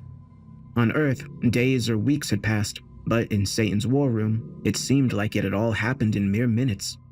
When Lucifer was satisfied, he moved on to the next phase of the invasion. All of a sudden, we witnessed the Earth's crust opening up as vast boreholes appeared in each and every continent. 1,000 deep and black cavities which linked the mortal world with the dreaded 9 circles of the underworld.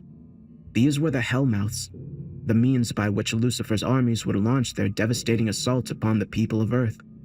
And so, the groundwork had been laid. The demons had sown the seeds and mobilized the army, and Satan had opened the gateways between the worlds. Now, the responsibility fell to the 3 generals who would coordinate the military operation. I watched as Rommel, Belisarius, and Boudica came to life, assuming the role of all-powerful war machines activated to manage a vast global conflict with clinical and brutal efficiency. Their eyes were closed, with the exception of Belisarius, who no longer had eyes. One would think they were running the war blind, but the deceased generals all had strategic brains capable of seeing the battlefields in their mind's eye and coordinating offensives on multiple fronts simultaneously. Lucifer had granted them all immense power, but it all came at a heavy price. The military leaders knew that they had to deliver results. The devil would accept nothing less than total victory, and if his generals failed to deliver, well, there were always spare cells in the torture chambers below the ice. It's fair to say these generals were operating under intense pressure, but they showed no outward signs of anxiety or stress as their conversation was emotionless and all business. Status reports, Rommel ordered. The German was the senior of the 3, and so the others reported to him. Our targets in the Western Europe theater are more dispersed than our reconnaissance indicated. Said Boudica. We will require a 10% increase in fireball munitions to eliminate all NATO bases. Authorized. Rommel replied after only a moment's hesitation, time he no doubt used to analyze the potential impact of the request upon the overall war effort. Belisarius spoke next, saying, Our zombie hordes are taking significant losses on the North American continent. Request advanced deployment of 1 legion from the Demon Corps. Negative. Rommel replied soon after. A full legion will deplete our reserves beyond the acceptable margin of error. 5 cohorts will have to suffice. Belisarius accepted the decision without argument, his powerful brain focused upon resolving the problem. A tense silence ensued before Boudica spoke again, reporting, Pakistan has unilaterally deployed nuclear weapons earlier than our projections predicted. They've launched multiple missiles towards the Kashmir Hellmouth. Rommel thought for a brief moment before delivering his next orders. Eliminate what's left of the Pakistani nuclear arsenal. Redeploy the remainder of our forces in the region through the Ganges and Persian Hellmouths. Done. Boudica replied confidently. I tuned out from the conversation, instead focusing upon the terrible images appearing before me, as the devil and his demon subordinates zoomed in on the holographical globe to observe their bloodthirsty invasion in close quarters. The horrifying scenes included a pack of savage werewolves tearing through what looked like an army barracks, ripping unprepared soldiers to shreds as they emerged from their cots. Next, I saw an airbase being assaulted by dozens of flaming fireballs. The control tower was already ablaze, as fighter jets were blown apart by precision strikes before they could even take off. Next came images of zombie hordes on the streets of Paris, tearing into civilians and soldiers alike in a sickening bloodbath. 60-foot-tall demons stomping across cornfields and smashing armored vehicles and tanks to pieces with their flaming swords.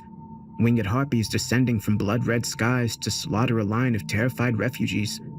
A mighty kraken pulling a destroyer down to the icy depths with its mighty tentacles, and a horde of sea serpents slithering along a concrete deck and swallowing whole any who stood in their way. And so it went. Unfortunately, this wasn't the first time I'd seen genocide play out.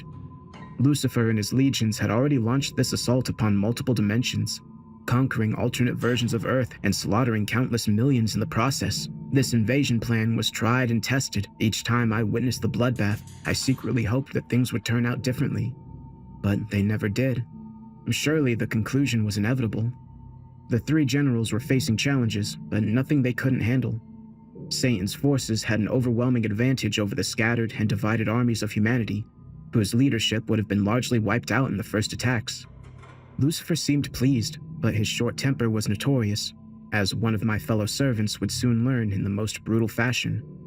The devil was clearly enjoying the sight of humanity being slaughtered in the millions. He always did. But Lucifer enjoyed sustenance and refreshment whilst he watched cities burn. You, slave! He suddenly cried out. Bring me meat and mead. Thankfully, the order wasn't directed towards me, but rather the servant who stood to my left, an emaciated young man with bloodshot eyes, who looked like he was about to have a heart attack.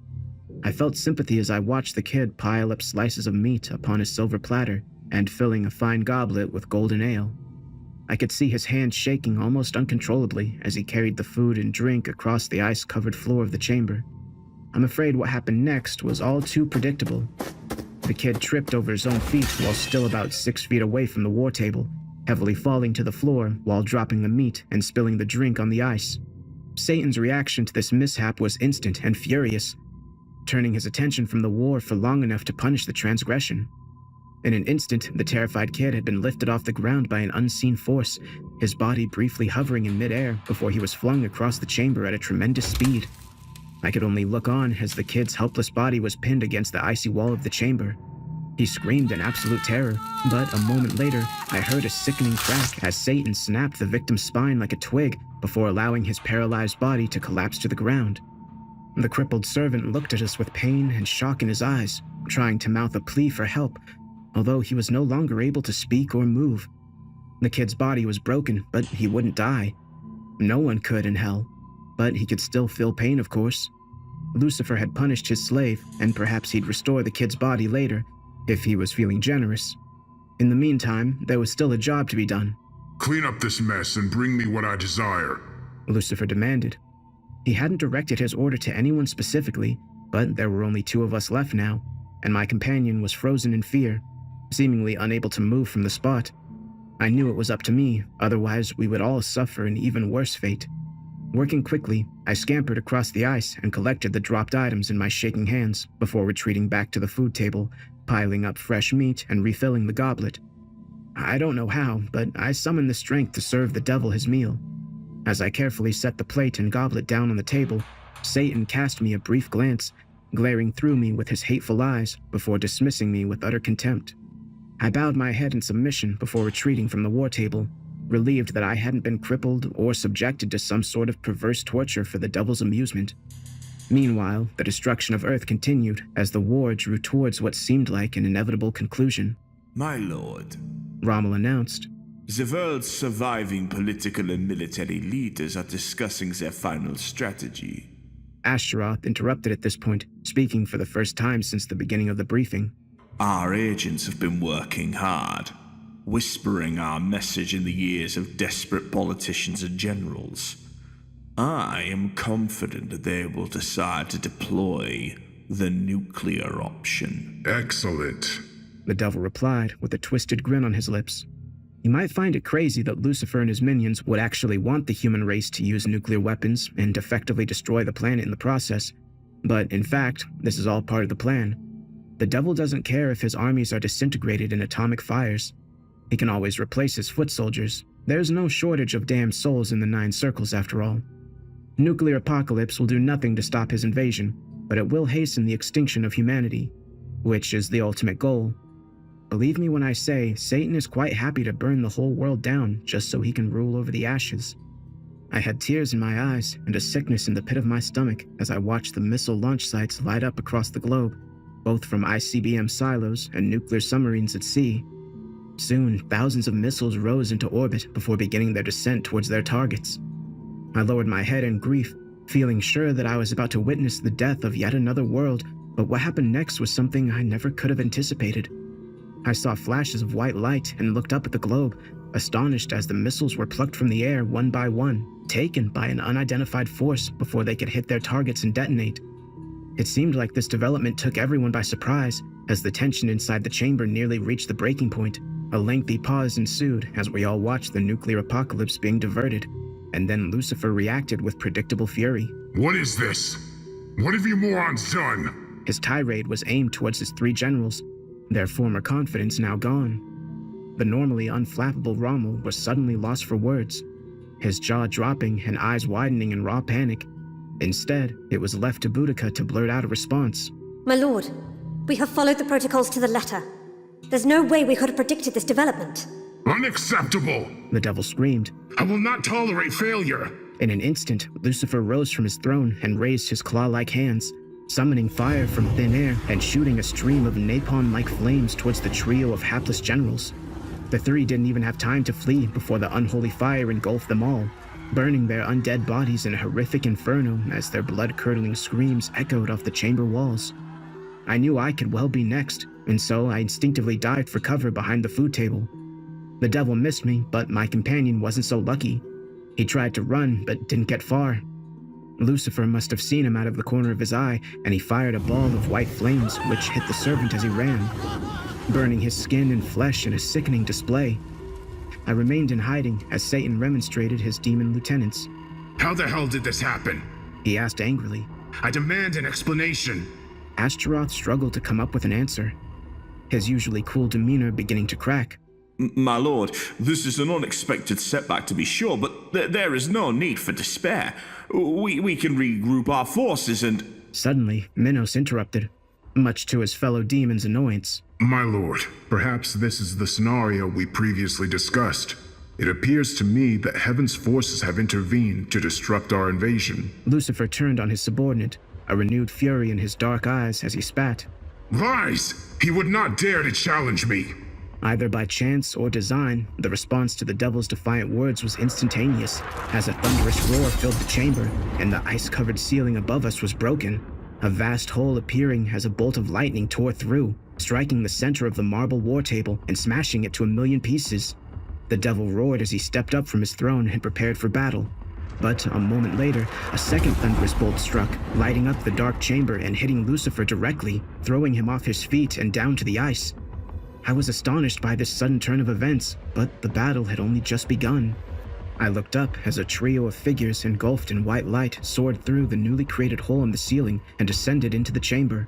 3 angelic warriors, each one winged, 12 feet in height, and ferocious looking. They landed in the center of the chamber and emitted furious war cries as they drew their weapons and threw themselves into battle. At their heads was a woman with long, flowing blonde hair and a sword of white flames. Behind her were 2 male angels with stern faces and wielding long war pikes with sharpened tips that lit up in the dark. The devil remained on the floor after the lightning strike. I hoped he was dead, but knew this was likely impossible. But he was unable to fight in that moment, so it was left to his demonic lieutenants to defend his inner sanctum. Astaroth and Leviathan soon rose from their seats and began to transform into horrifying monsters. Astaroth rapidly grew in size as horns emerged from his head and his teeth turned into razor-sharp fangs. A flaming sword of red fire appeared in his claw-like hands as he screamed and charged into the fight, meeting the female angel in the center of the chamber as their magical blades clashed.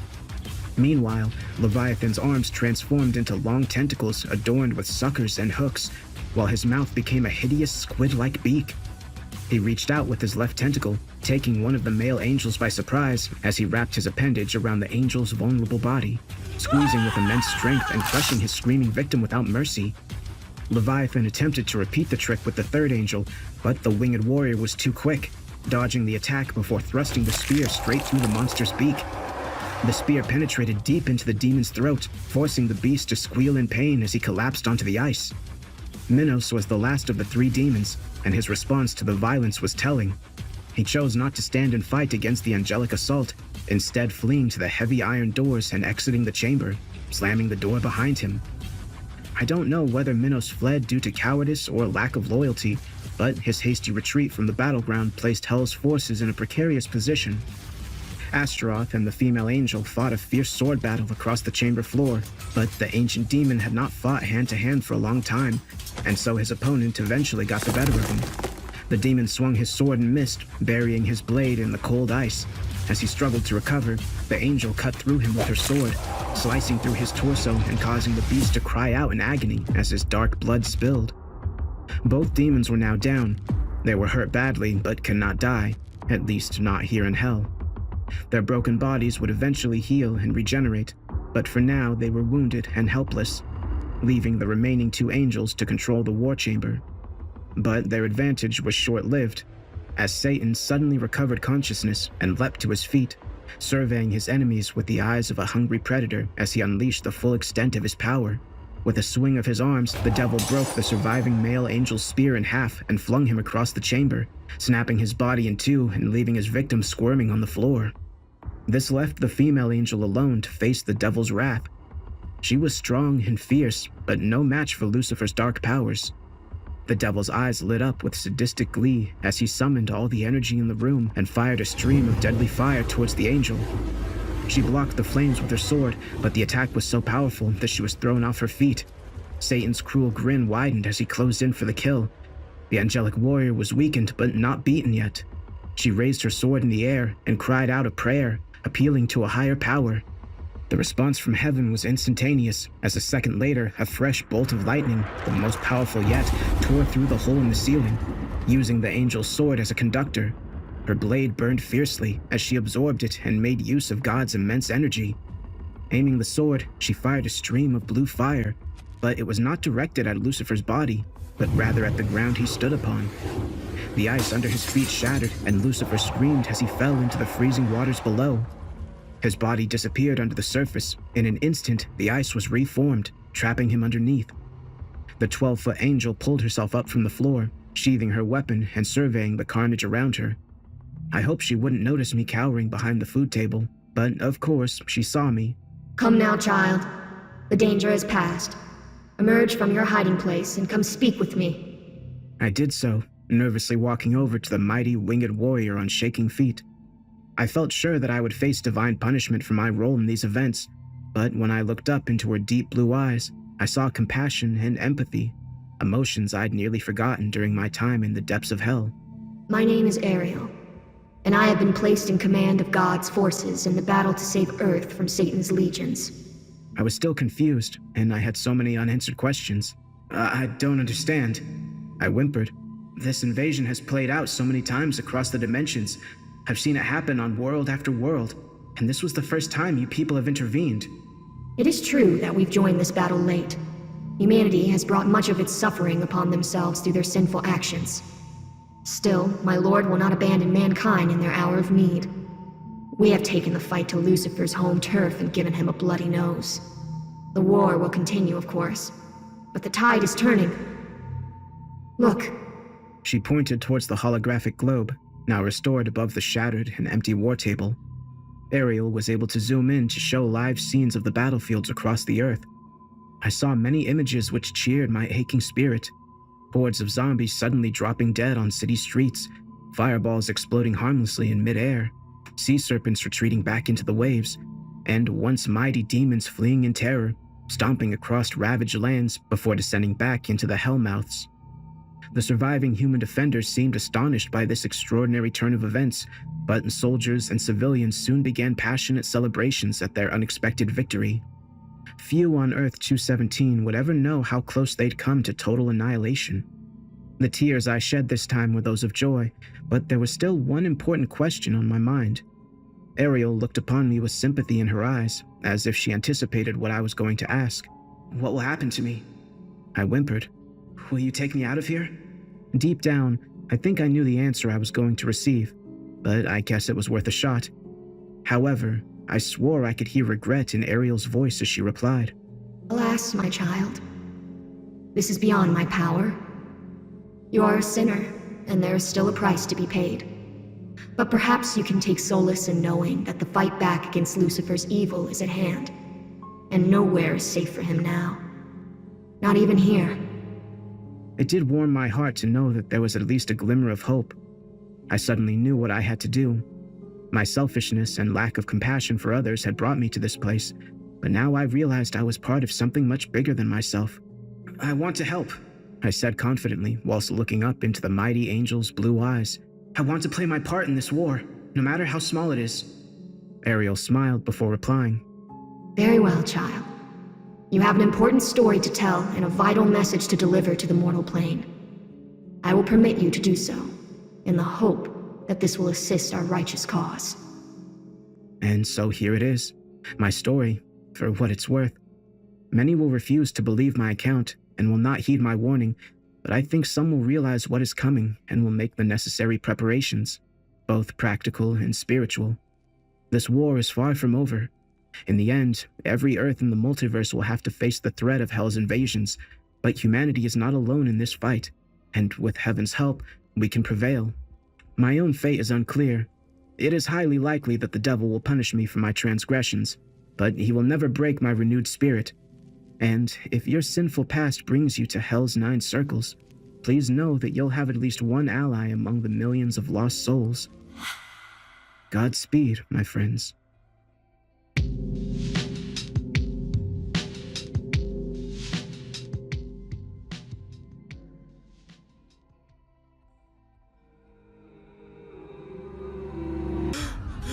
I awoke with a sudden gasp, my eyes shooting open as they slowly adjusted to my new surroundings. I felt a stifling heat and struggled to move, soon realizing I was laying upon hard, molten rock, facing upwards as I looked up at a blood-red sky. My whole body ached and every moment was agony, but eventually I was able to lift one arm and then the other, slowly raising my hands up to my face so I could touch my cheeks. I couldn't explain it, but my skin was ice cold, even though the temperature was boiling hot. And suddenly, my ears were filled with a cacophony of sounds, shouts, screams, animalistic roars, gunshots, and the clink of metal against metal. I had awoken to chaos, and my instincts told me I was in mortal danger.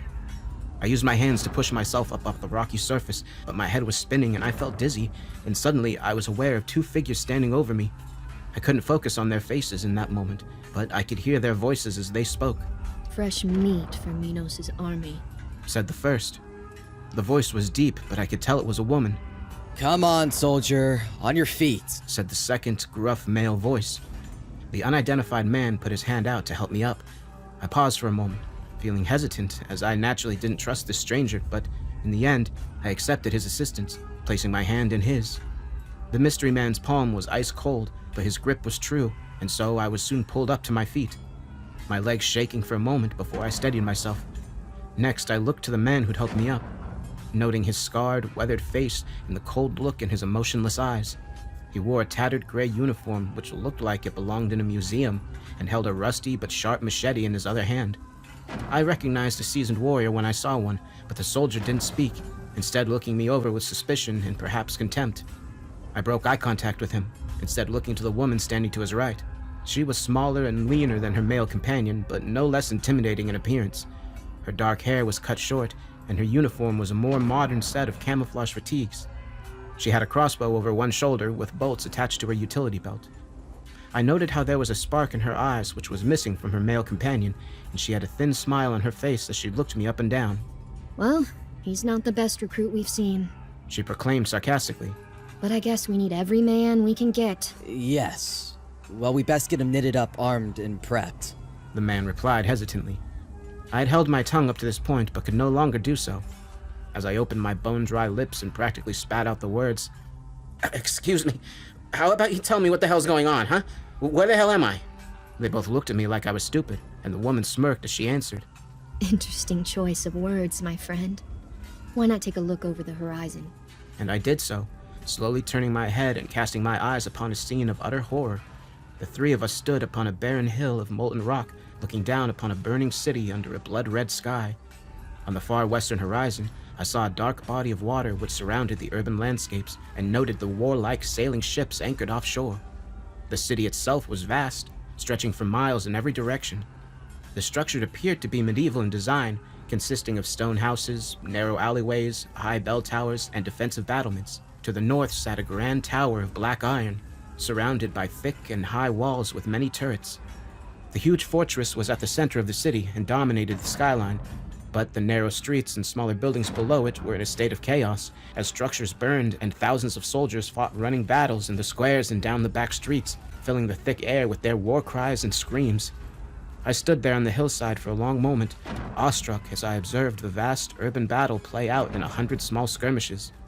I was no stranger to combat, but this battle zone was alien to me, appearing like no war-torn city I'd ever seen. It all seemed unreal, and I told myself there must be a logical explanation.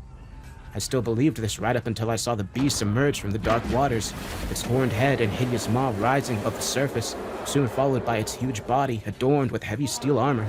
The beast roared as it pulled itself out of the water and stepped onto the dock, its heavy hooves cracking the ground as it came. The beast was thankfully some distance away from us, but I could see its entire form, noting how the monster towered above the harbor and the buildings below it. Every aspect of the beast was terrifying, from its minotaur-like body, its horned head, burning red eyes, and maw filled with razor-sharp teeth. And when it roared, the hellish sound carried across the vast space and chilled me to my bones. In an instant, the Minotaur unveiled a sword of fire and thumped along the city streets, smashing houses under its huge hooves as it came. And then it started to attack people on the streets, slicing the small figures to pieces with ease as it roared aloud with bloody fury. It appeared as if nothing could stop the giant marauding demon, but the man-sized figures fought back in the most extraordinary manner, as dozens of attackers jumped onto the demon's goat-like legs and started to climb upward, soon swarming the beast as they spread all over its mighty body. The demon reacted with fury, ripping the attackers off its legs, arms, and chest before snapping them in two and throwing them into the stone walls, but the attackers kept coming, and before long there were hundreds of them swarming all over the furious demon, stabbing him with short swords and machetes. The beast couldn't kill all of its attackers and was soon overwhelmed, bleeding from 1,000 cuts as it slowly fell, its roars fading as its huge frame heavily collapsed to the ground. The surviving attackers, who avoided being crushed, cheered in triumph as they finished their deadly assault. "What the hell?" I swore under my breath. Welcome to the party. It's quite something, isn't it? Said the woman as she walked up beside me. I swung around, glaring at her smirking face, before I turned to see the deadpan eyes of her male companion. "Where are we?" I asked through trembling lips. You were right the first time. This is hell. More specifically, violence. The 5th Circle. The city of Dis. My jaw dropped and my blood turned to ice. I was hoping she was joking, but when I looked to the man, he nodded firmly to confirm. I was literally left speechless, my mind racing as I desperately tried to make sense of this madness. But the woman surprised me by approaching and placing a cold hand on my shoulder before speaking sympathetically in my ear. It's a big adjustment, but we'll help you through.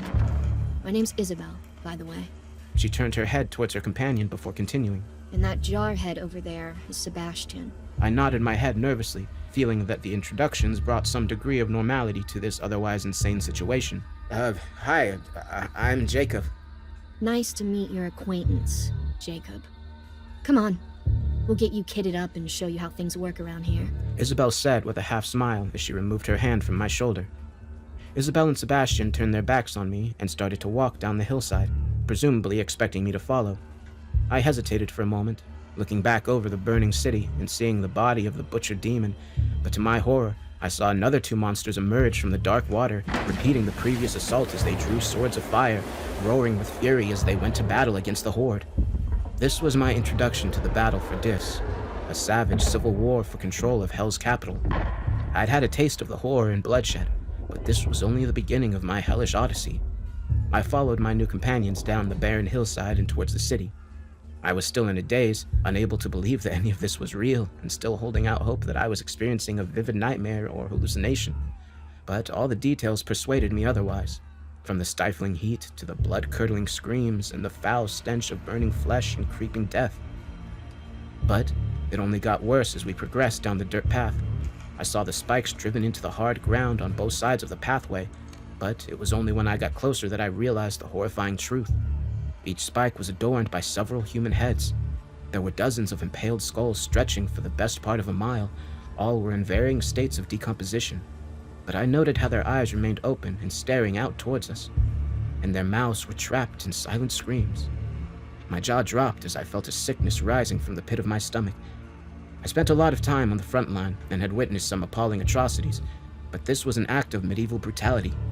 I didn't want to look into the faces of the dead men and women, but couldn't help myself as I was mesmerized by the sheer horror of the spectacle.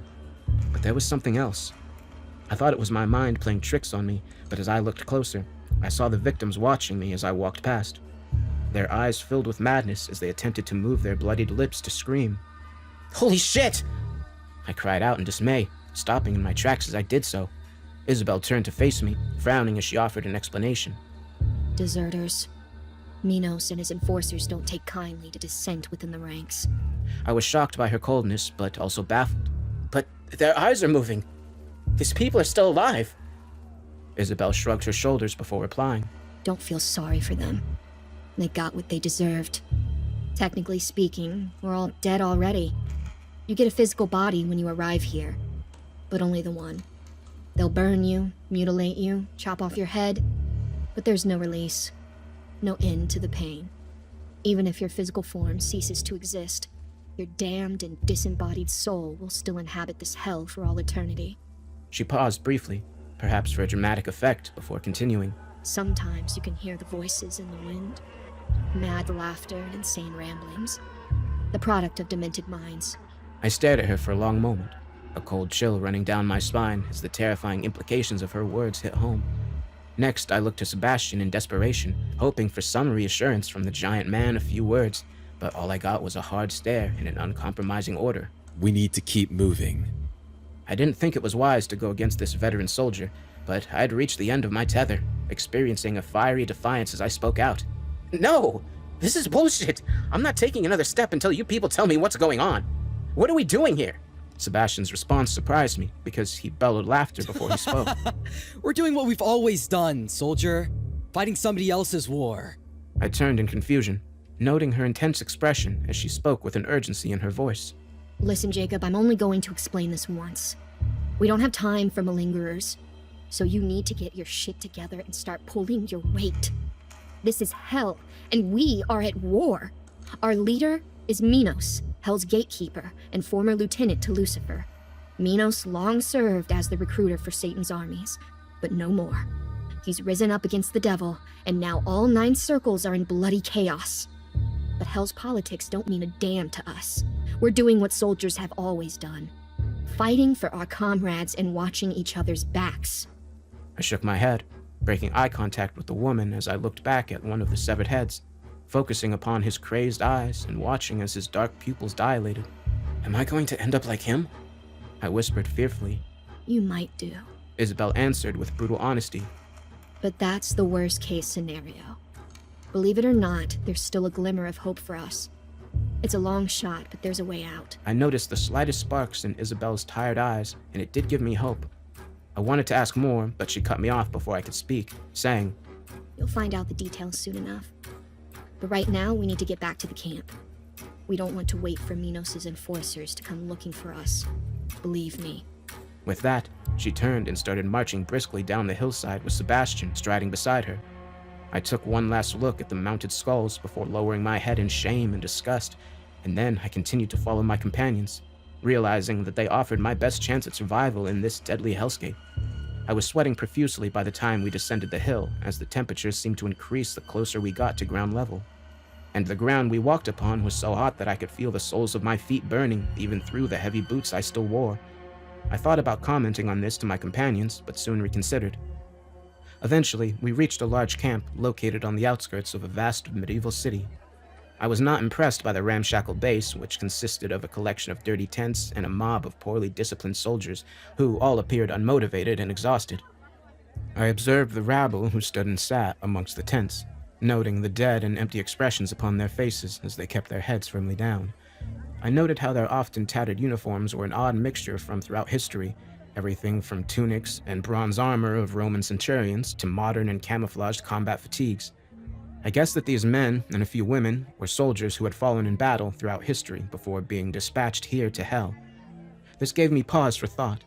In the short time since my arrival in Dis, I'd had little opportunity to consider the circumstances of my death. I tried to think back, but found there was a gap in the memory. The likelihood is that I was killed instantly in combat, either in an IED attack or artillery bombardment. In a sense, it didn't really matter how I'd met my end. I knew it was only a matter of time until the war took my life. But why had I ended up here, in the depths of hell? I was raised in the church, but had long since turned my back on my faith. Even so, deep down, I think I always knew I was going to end up here. I tried to justify my heinous actions, repeating the much overused phrase, "bad things happen in war." Perhaps some of the lives I took were justified, soldiers killing soldiers in honorable combat. But then there were other killings, the shedding of innocent blood. My mind was taken back to that fateful day, the house burning fiercely while the tiny bodies lay on the grass in the foreground, their innocent, lifeless eyes staring up into the blue sky above. I shook myself out of that memory, and my body shuddered. I didn't wish to revisit that day, even if it meant facing the terrifying reality of the situation around me. Still, even in the midst of the mass of filthy, unwashed bodies and dead stairs, there were fresh horrors to witness. I saw a substantial pit on the edge of the encampment and made the mistake of walking over to the edge and looking down. Inside of the long and deep pit were hundreds, perhaps thousands of broken bodies. Not dead, of course, but dismembered and mutilated beyond repair. Some were cut in half, their intestines hanging out in a grotesque display. Others were little more than severed heads, and many were missing limbs, but all appeared to be conscious of their horrific situation, staring up at me whilst moaning or pleading, all begging for a final release from their suffering, but I was powerless to help them. Isabel came up behind me, making me jump as she whispered in my ear, Minos' rejects. Soldiers so badly wounded that they can no longer fight. The trench will be set alight in the coming hours. Their flesh burnt to ashes while their souls remain trapped here forever. That's what we're trying to avoid, Jacob. She left me by the side of the trench as I attempted to process the horror. I noticed how the able-bodied soldiers avoided looking into the pit and did nothing to help their stricken former comrades. Perhaps it was predictable that hell was a cruel domain where compassion and mercy were all but non-existent. And before long, I followed the example of my companions, turning away from the pit and ignoring the pained moaning of the damned. The three of us soon joined a long line of soldiers waiting to be armed and equipped. After some time, we reached the top of the line, where a scarred-faced armorer with a black patch covering his missing right eye allocated us weapons and body armor without comment. I saw how Sebastian was given an ancient, bolt-loaded rifle which looked like it belonged in a museum, and Isabel received new bolts for her crossbow and a sharp bowie knife, and the armorer gave me a short sword and a circular shield. I looked at my allocated weaponry with bafflement after we were ushered away from the line. In life, I had been a 21st century soldier fighting with an assault rifle, shoulder-mounted missile launcher, or remote-controlled drone, but here in Dis, they expected me to fight with weapons that might have been used in the Battle of Troy. "What the hell is this?" I asked Isabel.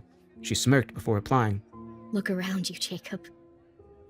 I did so, noting how only about 1 in 5 soldiers carried firearms, most of them obsolete rifles and muskets. Most of the rest of the raging army were equipped with handheld weapons, swords, spears, and bows, and some of those present held no weapons whatsoever, and so were presumably expected to fight with their bare hands. I don't get it, I said while shaking my head. Dis doesn't exactly have a thriving arms industry. And besides, why would Minos waste his best weapons on scum like us? We're cannon fodder, Jacob. Fit for nothing better than human wave attacks. I looked into her eyes, hoping Isabel was joking, but my gaze was met by a stone-cold glare. Jesus, I swore in desperation. We're totally screwed. Probably, Isabel replied with a nod. but this isn't our first rodeo. Stick with me and Sebastian, and you might just survive this. I took little comfort from her words, but had little time to dwell on it, because a moment later, and the din of trumpets blared, drowning out every other sound. I didn't know what this meant, but soon saw thousands of soldiers suddenly standing up and marching towards the center of the camp. I followed the mob, and we soon reached the ruins of a Mayan-style pyramid located in the middle of a ramshackle military encampment. I saw an officer standing on top of the pyramid, a mustached commander who wore what appeared to be his Second World War Wehrmacht uniform. He cast his motionless eyes over us, the thousands of foot soldiers, as we assembled and stood awaiting his commands, but the general only spoke when the trumpet stopped. Soldier of Dis! He exclaimed in a booming voice which carried across the void. Soldiers of Dis! Prepare to honor our glorious leader, Minos the Great, King of the Underworld, and Liberator of the Nine Circles! A half-hearted cheer went up from the assembled crowd as the soldiers attempted to show some enthusiasm. Meanwhile, I stood in silent, shocked awe, watching as a giant emerged from beneath the ground and took its place atop the pyramid. The giant humanoid stood at least 20 feet tall, towering over the noticeably fearful German general who stood beside him. He took the form of a huge bearded man with cold, analytical eyes, but what drew my attention was the long and thin snake-like tail which wrapped around his body, giving Minos the appearance of a monstrous hybrid between man and serpent. I imagined he could use his vast snake tail to crush a human body, and the malice behind his eyes told me he wouldn't hesitate to do so.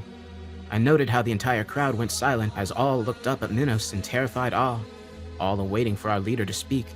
When he finally did so, his voice was booming and godlike, probably carrying for miles across the war-torn city.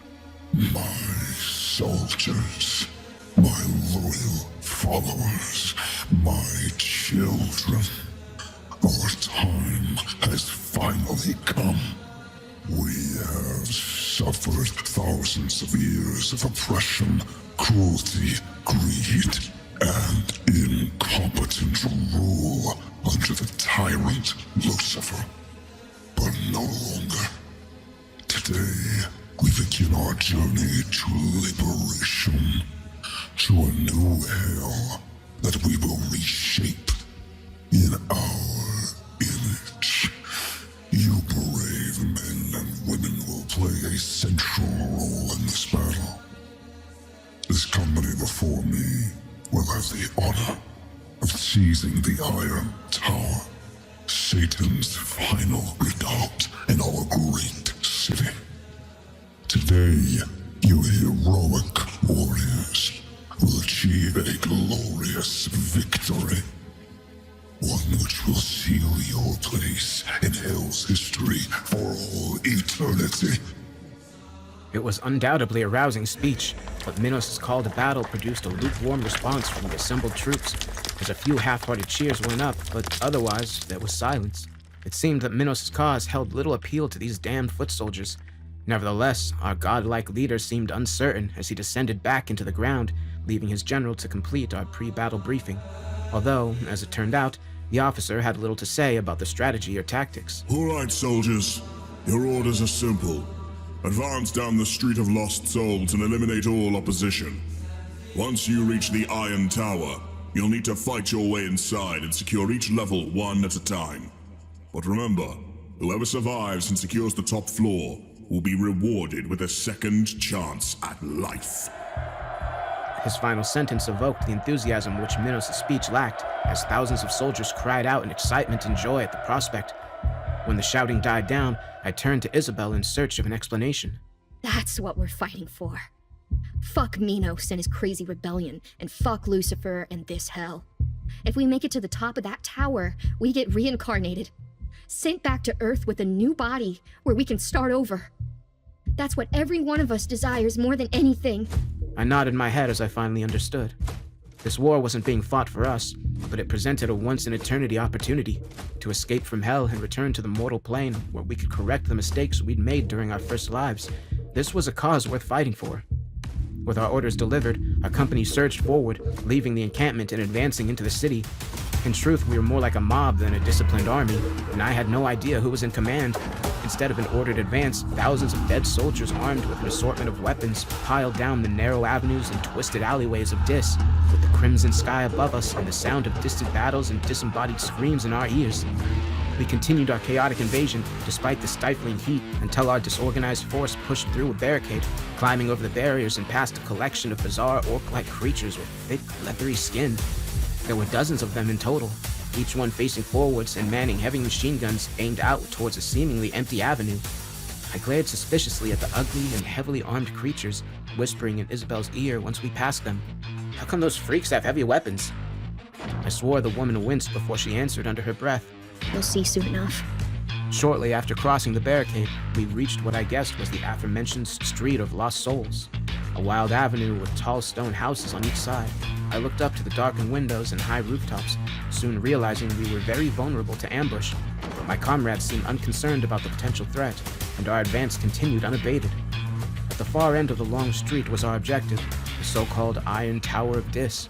The ugly metal structure dominated the skyline, towering above every building and casting a vast shadow over the vile street. I noted how the tower was surrounded by a high stone wall with thick metal gates that remained firmly shut. We had no siege weapons that I could see, so I was left to wonder how we would get inside. But this was a problem for later, because all hell was about to break loose on the street.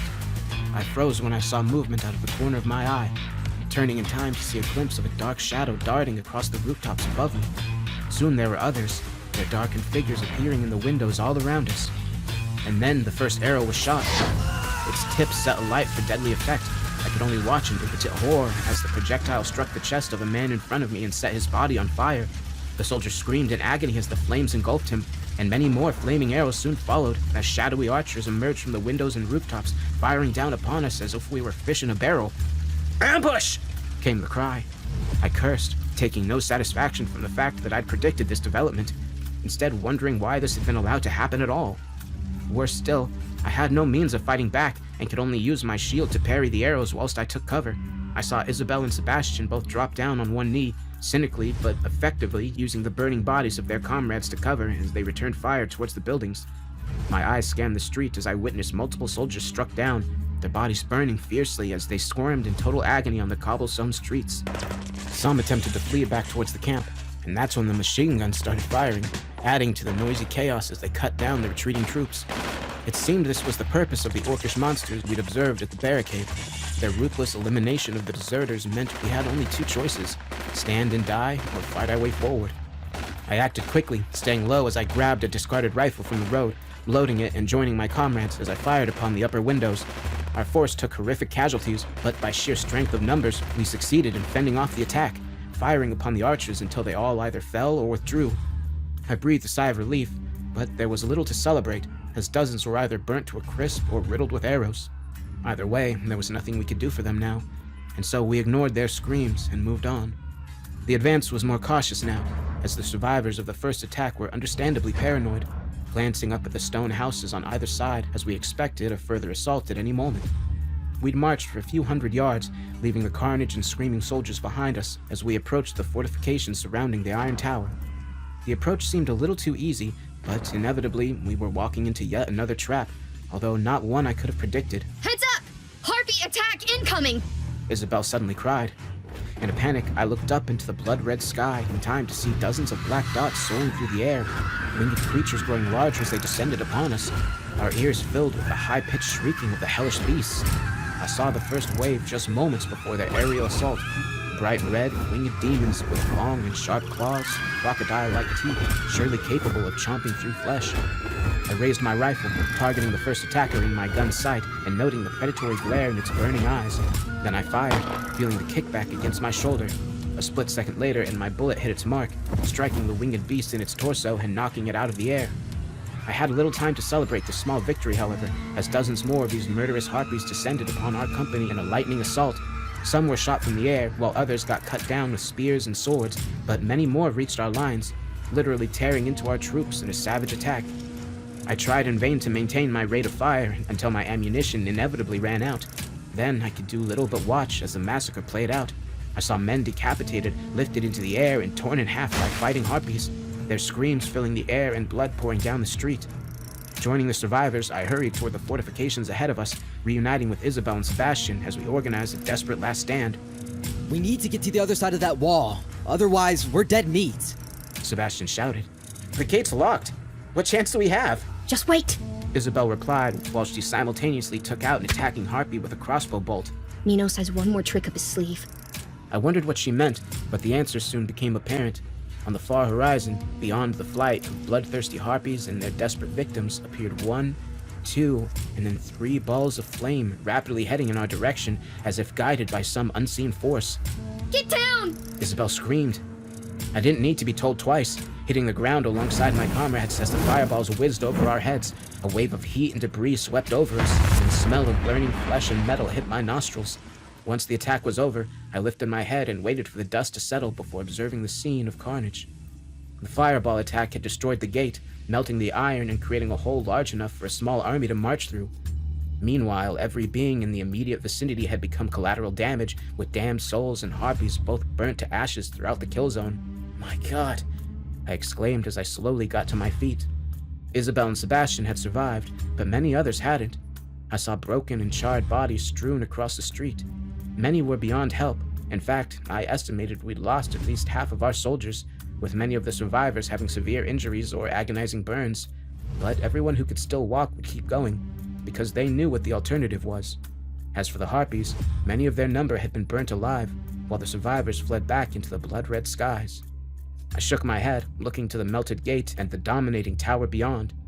This was our objective, and a great prize awaited whoever could make it to the top. But I felt a cold foreboding as I looked up at the cold, dark metal structure, sensing that a great evil dwelt inside. Isabel surely picked up on my apprehension, walking over to my side and placing a firm hand on my shoulder. It's fucking terrifying, isn't it? I shook my head, not quite knowing how to respond. I thought it would be better defended. I eventually said, It doesn't need to be. The true terror of the Iron Tower lies within its walls. I turned to face her, seeing a fear in her eyes that I hadn't witnessed before. Next, I looked to the ever-silent Sebastian, but even his hard exterior seemed to melt away in the shadow of this vile structure. I took a deep breath before asking my next question. We fought against monsters and survived. What more can they throw at us? Isabel scoffed before replying. You have no idea, Jacob. Hell isn't all demons, zombies, and monsters. The true horror is in here.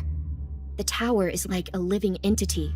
It has the power to delve into your soul, to dig out all the darkness, all the primal terrors buried deep within your psyche. It might sound like a cliche, but all your worst nightmares will come true once you step inside.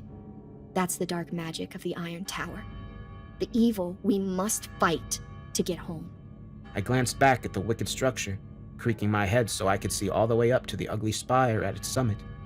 I didn't wish to look upon the tower, as the mere sight provoked a sickening terror within me, but yet I couldn't avert my gaze as I stood frozen on the burning, blood-stained cobblestones. Let me tell you something, Jacob. Sebastian and me, we've been down this road many times. This isn't the first time we fought our way down this street, but we've always chickened out at the last moment. Not this time, though. Right, Sebastian? No, not this time. The two of us have made a pact. We can't stay in Dis any longer. It doesn't matter what horrors we'll face or that our odds of survival are low. We're going into the tower and taking our chances. She paused, pointing back at the host of soldiers standing behind us. I don't expect many volunteers from this lot. Most don't have the balls to go through with it. But you, Jacob, I'm taking a leap of faith here. But I think you might have the stomach for this fight. Sebastian and I could sure use a good soldier like you to watch our backs. Still, it's your choice, my friend. Either you stay here in Dis and spend all eternity fighting Minos' war, or you come with us and take a chance at winning your freedom. So, what do you say, Jacob? I heard the vulnerability in her voice and realized she was terrified of what lay ahead. This didn't bode well, and my instincts told me to run for the hills, but where could I go? I looked back towards the company of dead soldiers and the scene of suffering, devastation, and bloodshed on the street beyond. Looking further, I saw the war-torn city, noting the screams, the howls, and the many fires burning through the ruins of Dis. On the far horizon, I could make out the harbor of dark water, watching as yet another giant demon emerged from below the surface, roaring as it stomped through the shallows and assaulted the shoreline. I came to a stark realization in that moment. I didn't want to stay in this circle of hell. I couldn't stay here. The Iron Tower promised psychological tortures that I could not imagine, but if there was even a slim chance at making it home, I had to take it. Turning back to face my companions, I nodded firmly and said, "I'll do it. I'm with you guys." Isabel's tired face lit up, and even Sebastian managed to half smile. Good boy. Isabel replied before pointing towards the destroyed gate. Well, gentlemen, there's no time like the present. Taking a deep breath and dismissing my fears, I took a step forward alongside my comrades. We slowly and cautiously approached the smoldering remains of the iron gate, but developments on the street added an extra impetus. We all heard the thunderous roar from above, looking up to see an alpha predator emerging from the clouds, a winged monster which dwarfed the fleeing harpies in size and ferocity. Oh God! It's him! I watched for a moment in awestruck horror, observing a huge jet-black dragon rapidly descending upon us, its red eyes burning with pure hatred as its vast wings flapped furiously. Run, damn it! I paused for only a moment, watching as the dark dragon spat out a stream of blue fire, engulfing the company of soldiers who stood behind us, their flesh burning as their agonizing screams filled the air. I turned and ran for all my worth, joining Sebastian and Isabel as we sprinted through the demolished gate, and the dragon's horrific roar rang in our ears. Charging across the courtyard, we frantically searched for an entrance into the tower. There wasn't a door as such, but rather a swirling vortex of black and red at the tower's base. The portal was far from inviting, but it was our only chance to escape from the winged monstrosity pursuing us. So, the three of us ran towards it, Sebastian jumping through first as his body disappeared into the vortex. Isabel followed a second later, leaving me alone on the killing field. The huge dragon was right above me now, its hideous roar deafening me as I smelt the foul stench of burnt flesh from its gaping maw. Next came the fire, a stream of napalm which set the ground behind me alight. My clothes were burnt, my skin was singed. The portal entrance was only mere feet away, but I didn't think I'd make it. I drew every last ounce of strength from my exhausted body, fighting through the pain and fear as I screamed and jumped. I hit the vortex mere seconds before the fire, my body being sucked into oblivion as the darkness consumed me. I must have lost consciousness for a time, because I awoke in a dark and evil place, violently thrust into the next chapter of this hellish odyssey. It took a while for the circumstances of my death to come back to me. The memory was thrust back into my conscious mind during our descent into a swirling vortex at the base of the Iron Tower, as my companions and I escaped from one hellscape only to be plunged into another. The end of my mortal life came during one wet and miserable afternoon on a war-torn battlefield in Eastern Europe. At the time, my platoon was deployed along a supposedly quiet section of the front, and I guess I got complacent. I recall being soaked to the skin as I trudged through the mud and scanned the gray horizon. I took a step and heard a sudden ominous click underneath my boot. A cold terror ran through my veins as my brain just had enough time to process what had just occurred. A second later, the landmine I'd unwittingly stepped upon detonated. My last conscious feeling was one of intense heat, and then I was blown to Kingdom Come. And the next thing I remembered was waking up in hell, thrust into yet another bloody war, although in this realm, the battles are fought between demons and the damned souls rather than human soldiers and their high-tech weapons. What can I say about Dis? The ugly and war-torn city where they sent me. The fifth circle is violence, and Dis is its capital. This is where most dead soldiers and generals end up. That's not to say there aren't honorable soldiers who fight for righteous causes, but the old saying is true. War is hell.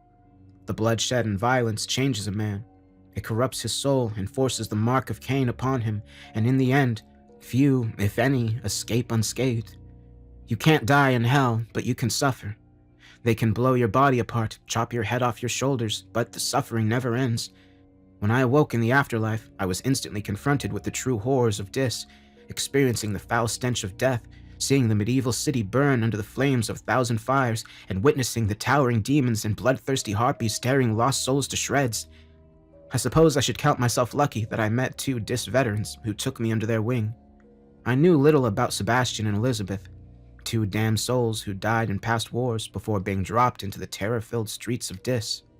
It was Isabel, the mysterious Amazon-like warrior, who explained the origins of this conflict.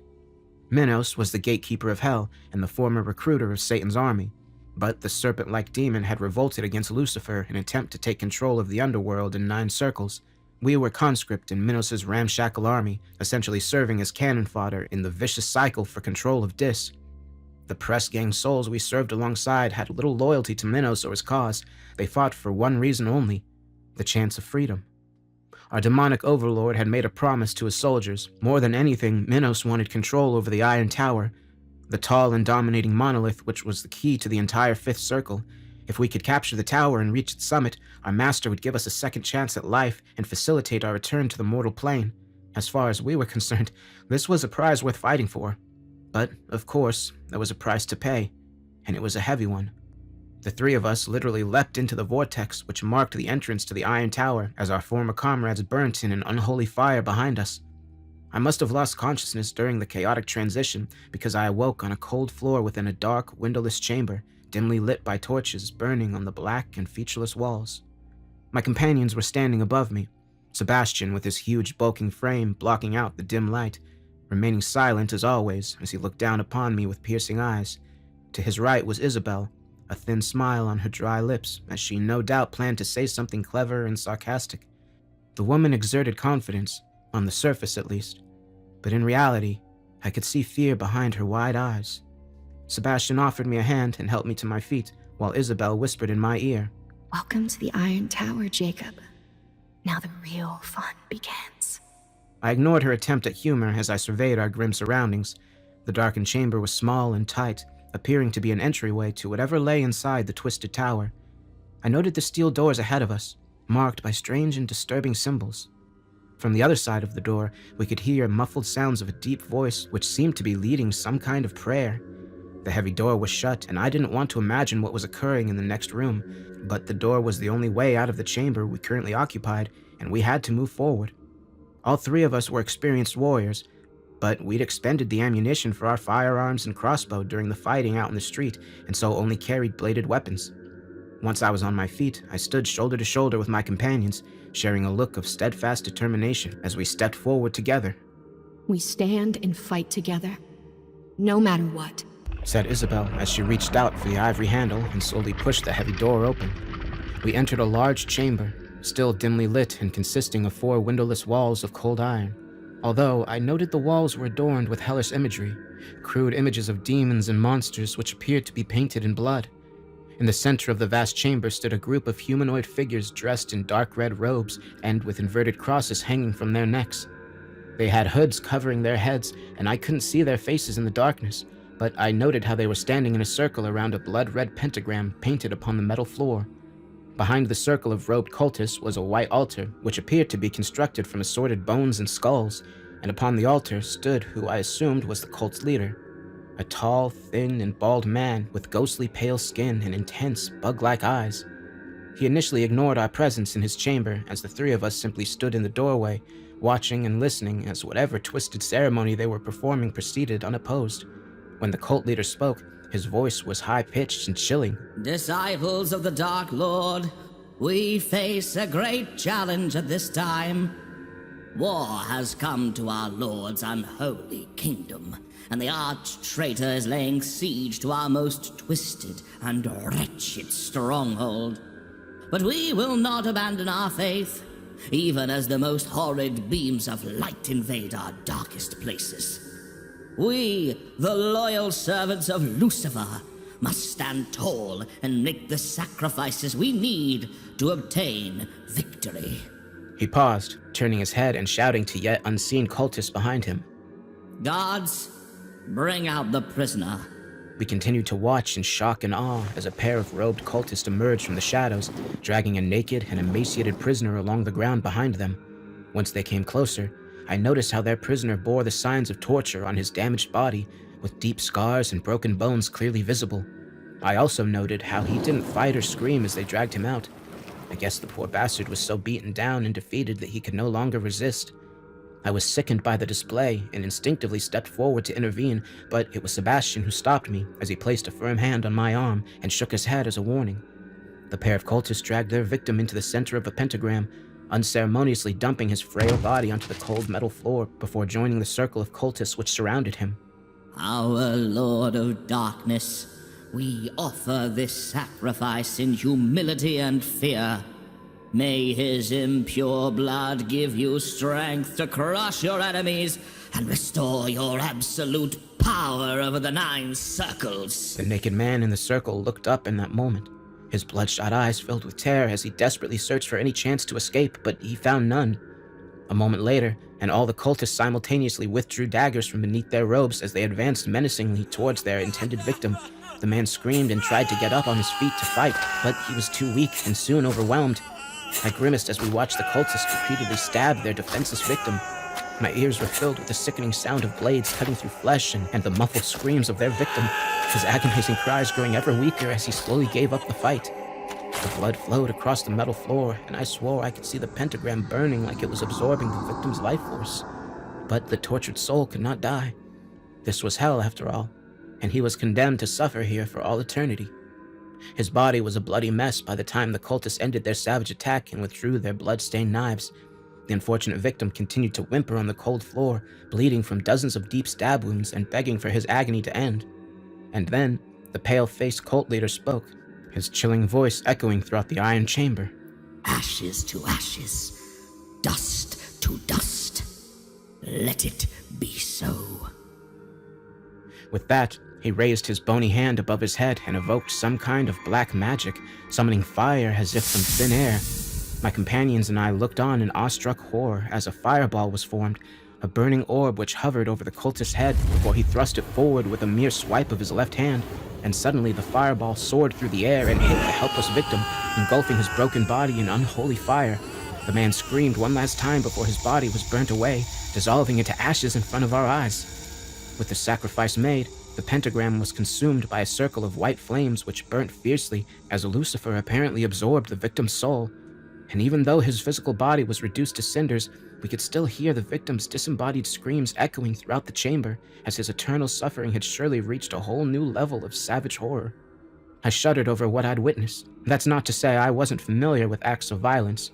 I'd seen and participated in many such acts during my military career, but the normalization of the cruelty and savagery in hell was beyond anything I'd previously been subjected to. I continued to stare in mesmerized horror at the burning pentagram until I was shaken back to reality by Isabel. We need to keep moving. We can't stay here. I nodded my head in agreement, as did Sebastian. The 3 of us moved forward cautiously, keeping our bladed weapons to hand in case we needed to fight our way through, but we were seriously outnumbered. I counted a dozen red-robed cultists in total, 13 if you counted their leader. I didn't fancy our chances if it came to a stand-up fight, and so we planned to sneak past the cultists in the slim hope that they wouldn't notice our presence. But, of course, we weren't so lucky. In an instant, the dozen cult members turned their backs on the fire as they all faced in our direction. I still couldn't see their faces, which remained hidden under their hoods, but we could see their hideous eyes, burning red with a fiery intensity.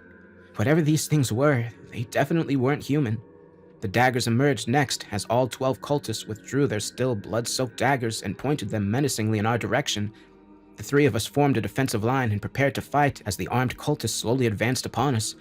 But to our immense surprise, their leader intervened as he called out to his bloodthirsty followers. Do not attack. Let them pass. Their souls belong to the Dark Lord, and only he can decide their fate. His words chilled me to my bones, even after the cultists wordlessly obeyed their leader's orders. Withdrawing their daggers and standing aside to let him pass, we moved forward cautiously, keeping our weapons handy as we prepared for the possibility of a double cross. There was a second door on the far side of the chamber, which appeared to be the only way out of the room.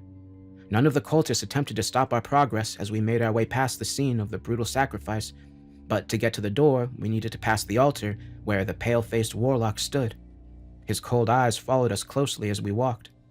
I thought he'd keep his promise and let us go, but suddenly the warlock shot forward at incredible speed, heading straight for me and grabbing hold of my body before I got a chance to resist. He knocked the blade out of my hand with ease before taking a firm hold, pulling me so close as I was forced to look into his cold eyes and felt his icy breath against my skin. Let him go! Isabel screamed, and she held her knife up to his throat.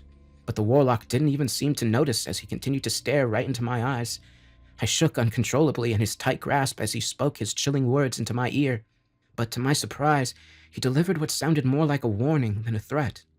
You are entering a hell beyond your worst nightmares, and will be forced to face the darkest corners of your own psyche. You cannot trust anyone or anything. And remember one thing, Jacob. Evil begins in the heart, as impure blood is pumped through the arteries and corrupts the body. To defeat evil, you must eliminate the source. I didn't understand what the warlock meant, but was relieved when he released me from his icy grip. Go now, he said as I returned to my comrades. Proceed to the next level. I led the way, still shaken by the encounter with the ghoulish entity. I placed my hand on the ivory handle and experienced a chilling foreboding as I opened the heavy door, which allowed us to proceed to the next area. What we found behind the next doorway was a narrow spiral staircase leading upwards. It was similar to what we would find inside a medieval castle, except that the steps were forged from iron rather than carved from stone. None of us liked it. The stairs were so narrow that we could only proceed one at a time, and we couldn't see around corners, which meant we could be ambushed at any point. The staircase seemed like a death trap, but what choice did we have? None of us wished to return to the previous chamber to face those bloodthirsty cultists and their demonic leader, so after a short discussion, we decided to ascend. Sebastian led the way up the spiral stairs. He was the strongest, and so best placed to defend our small party from a sudden attack. Meanwhile, Isabel walked in the middle while I took up the rear. I don't know how many steps we climbed in our ascent. I lost count. All I know is that I was soon exhausted and disorientated. I think my companions were also tired and frustrated, and we weren't fully alert when the attack finally came. Sebastian let out a sharp cry, raising his machete to counter the swing of his enemy's blade. I heard the distinctive sound of steel striking steel and saw what looked like a medieval knight on the staircase attacking Sebastian with a short sword. The attacker wore a full suit of black armor with an inverted cross emblazoned on his chest plate. He wore a helmet which covered his face, but I could see his eyes through the visor, eyes which burnt a demonic red. He screeched like a banshee as he swung his sword, and Sebastian struggled to defend himself as he desperately parried the attacks. Unfortunately, both Isabel and I were unable to help our comrade because the staircase was too narrow, but I would have problems of my own before too long. I heard the heavy stomping of footsteps behind me, turning just in time to confront a second attacker. Yet another Dark Knight charged up the stairs toward me. He was clad in the same black armor and seemed identical to the first attacker. His red eyes burned with fiery intensity, and he let out a hellish wail before thrashing out with his sword. I reacted on instinct, using my own blade to block the attacker's sword, but the sheer force of the attack knocked me off my feet, and I tripped on the steps. The fiendish knight continued his assault, attacking with his blade as he struggled to parry the hard blows. I don't know if I would have lasted much longer, but thankfully Isabel came to my rescue. I remained on the ground as she thrust out her knife, stabbing the knife in his throat after expertly finding the gap between his body armor and helmet. A moment later, Isabel kicked out and sent the knight tumbling down the metal staircase. While this was happening, Sebastian gained the upper hand over the first knight, using his machete to saw through the enemy's neck. Our comrade made good use of his brute strength and cut through the flesh and bone until he severed the knight's head completely. Next, Sebastian calmly lifted the severed head and held it aloft. To my horror, I noticed how the knight's red eyes were still burning as they looked down upon us, but Sebastian wasted no time before he tossed the head down the stairs, and it bounced off the iron steps before disappearing from sight. Jesus Christ! I swore in shock after the savage assault. Jesus didn't save your ass. I did. Was Isabel's cynical reply. Now get back on your feet, soldier. I nodded my head as I got back up to my feet and lifted my blade. Isabel's warning was clear to me. I knew both she and Sebastian were determined to reach the tower's summit, and they wouldn't hesitate to leave me behind if I slowed them down. The last thing I wanted was to be left alone in this hellscape to face the horrors which inhabited it. We proceeded up the staircase, stepping over the knight's beheaded body whilst Isabel took his sword. We didn't know where the steps would end and expected a further ambush at any moment, but miraculously, we soon reached the top of the staircase and were confronted by yet another steel door with an ivory handle. Both Isabel and I held back, staring at each other as if we shared a mutual feeling of dread at whatever lay on the far side. But it was Sebastian who stepped forward, placing his huge but now shaking hand upon the ivory before he slowly pushed the door open. We entered yet another dark chamber, dimly lit by torches and seemingly empty at first glance, although I noticed the foul stench emanating from inside. The chamber stank of rotting flesh and something even fouler, which certainly didn't bode well. Sebastian walked out first, and it quickly became apparent that something wasn't right. His heavy boots didn't march upon solid iron as we would have expected. Instead, his feet sank into wet mud, which apparently covered the entire floor within this last hellish chamber. Sebastian looked up at us with anxious concern in his dark eyes. He'd sunk a few inches into the mud, and it was clear that our progress through this level would be slow and difficult. Nevertheless, we had to keep moving forward, no matter how tough our journey became. Isabel and I soon followed in Sebastian's footsteps and stepped into the inexplicable field of mud. We sludged through, struggling with each step as the mud hampered our progress. I could see the next doorway at the far end of the chamber, but this was a large room, and it would surely take us a long time to make it across. Still trekking through the mud wasn't the worst horror I could imagine, but of course, the hellish chamber had yet another nasty surprise in store for us. I think I was the first to see it. A figure or creature emerging from the mud in front of us, digging its way to the surface and slowly crawling towards us. I shouted out a warning and pointed in that direction, but soon more creatures emerged from underneath the muddy surface, all heading towards us. It was only when the creatures got close that I realized these entities were people, or at least they'd once been. Mud covered their faces and bodies, but I could just make out their tattered uniforms underneath the grime and dirt. Their eyes were filled with madness and hunger, and their bodies were broken almost beyond recognition. Most were missing at least one leg, and none were able to stand upon the muddy ground, but they used whatever limbs they had left to crawl and push themselves forward. I counted at least 24, with more coming up to the surface with every passing moment. Shit! We've got to move! Sebastian was the furthest forward of our trio, and so led the fight. He tried to wade his way past the now moaning lost souls, but they grabbed and clawed at his legs and attempted to drag him down. Our comrade reacted with predictable violence, crushing skulls underfoot and slicing off their limbs and heads with his machete.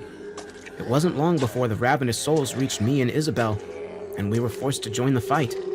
The first living corpse attempted to bite my ankle before I brought my blade down, burying it in its skull.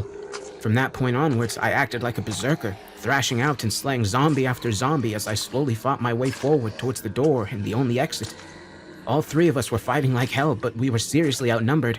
I glanced to my left and saw Isabel was in trouble, as 6 zombies had surrounded her.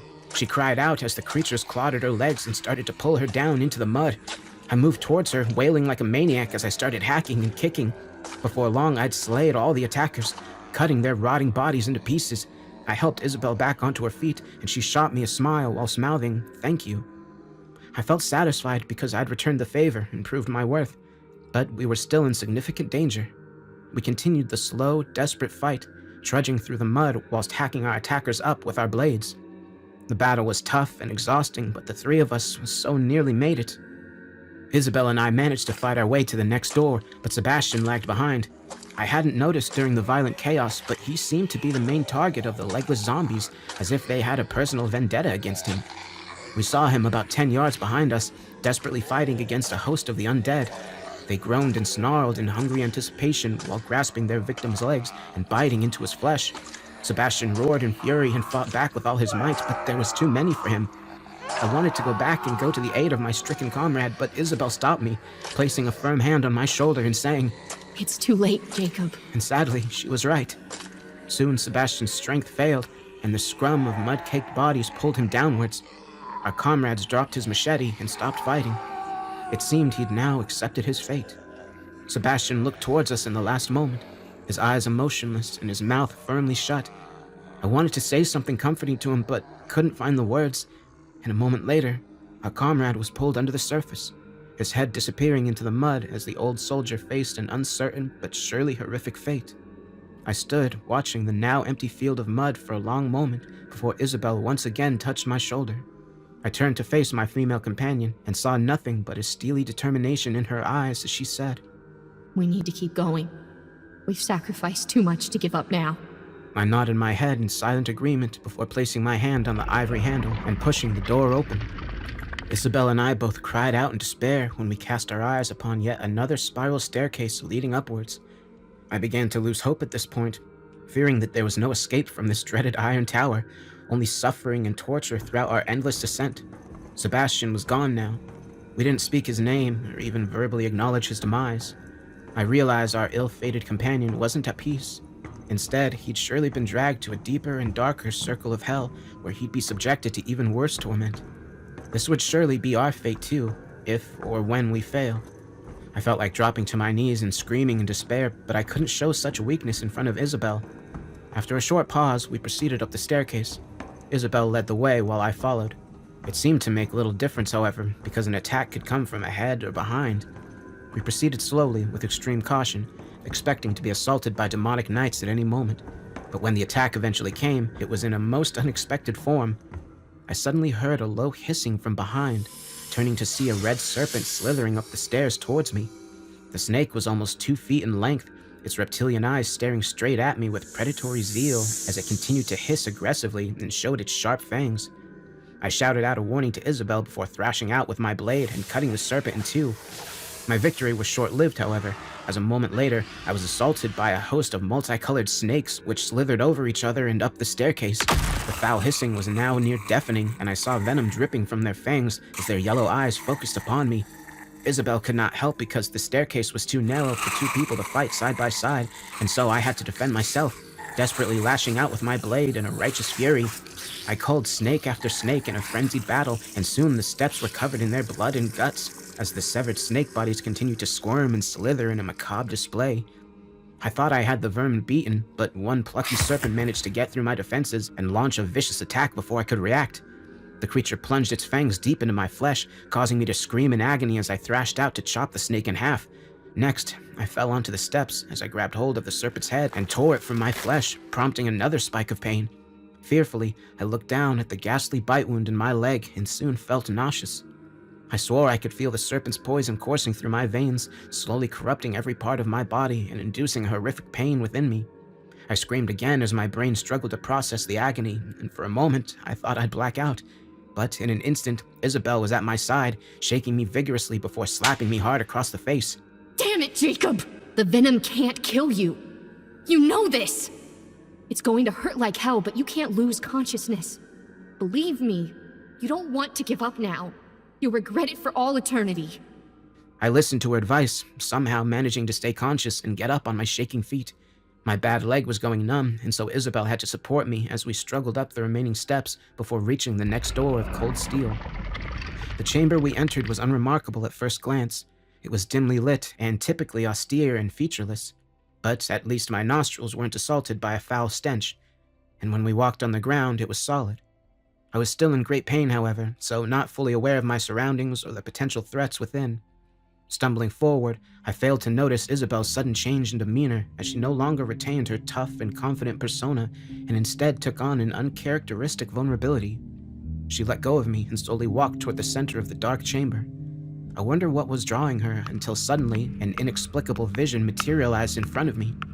I thought I was hallucinating at first, but clearly Isabel saw it too, as she slowly proceeded toward the scene. What we saw was a representation of a child's bedroom, complete with a bed, cuddle toys, and cheap plywood furniture. The room looked entirely out of place in this hellish chamber, as did the young girl who sat upon the bed, humming to herself as she combed her doll's hair. The kid could only have been 8 or 9, her dark hair hanging long and her hazel eyes shining with a childish innocence. The girl looked familiar to me, but I couldn't quite place her. She was obviously entirely oblivious to our presence, like we were outsiders secretly observing her private world. I felt very uncomfortable and unsettled, but noticed how my companion had become emotional, with tears openly rolling down her rosy cheeks as she watched the scene intently. And then, all of a sudden, the bedroom door was violently kicked open and a thuggish figure burst inside. The man looked huge to the little girl, his muscles bulging and face burning a bright red. I saw the thug clenching his fists as he screamed at the girl with a frightening fury. God damn it, Belle. Didn't I tell you not to leave your bike in the driveway? The girl was clearly terrified as she jumped off the bed and cowered in the corner whilst whimpering. I'm sorry, Daddy. But his anger didn't diminish as he charged forward and grabbed her. I'm so sick of this shit. He roared before striking his daughter hard around the head. She cried out in pain, but this didn't stop the animal from hitting her again. Finally, the abusive father ended his sickening assault, leaving his innocent daughter bleeding on the bedroom floor as he stormed out of the room and slammed the door shut behind him. The scene was sickening and disturbing, even compared to the horrors I'd already witnessed. Nevertheless, I didn't understand why the tower was showing this to us, but I soon got my answer. The girl continued to cry whilst rolling up in a ball on the floor, but suddenly, a new voice could be heard. A disembodied, unnaturally deep, and decidedly inhuman voice which chilled my very soul. It's not going to stop, you know. Not unless we stop him. To my surprise, the girl responded as if she recognized the invisible entity speaking to her through the walls. I told you to leave me alone. I don't want you here. No more games, Belle. You know what must be done. He's my daddy. He'll keep hurting you. Only I can stop him. I am your last friend, Belle. The only one who can protect you.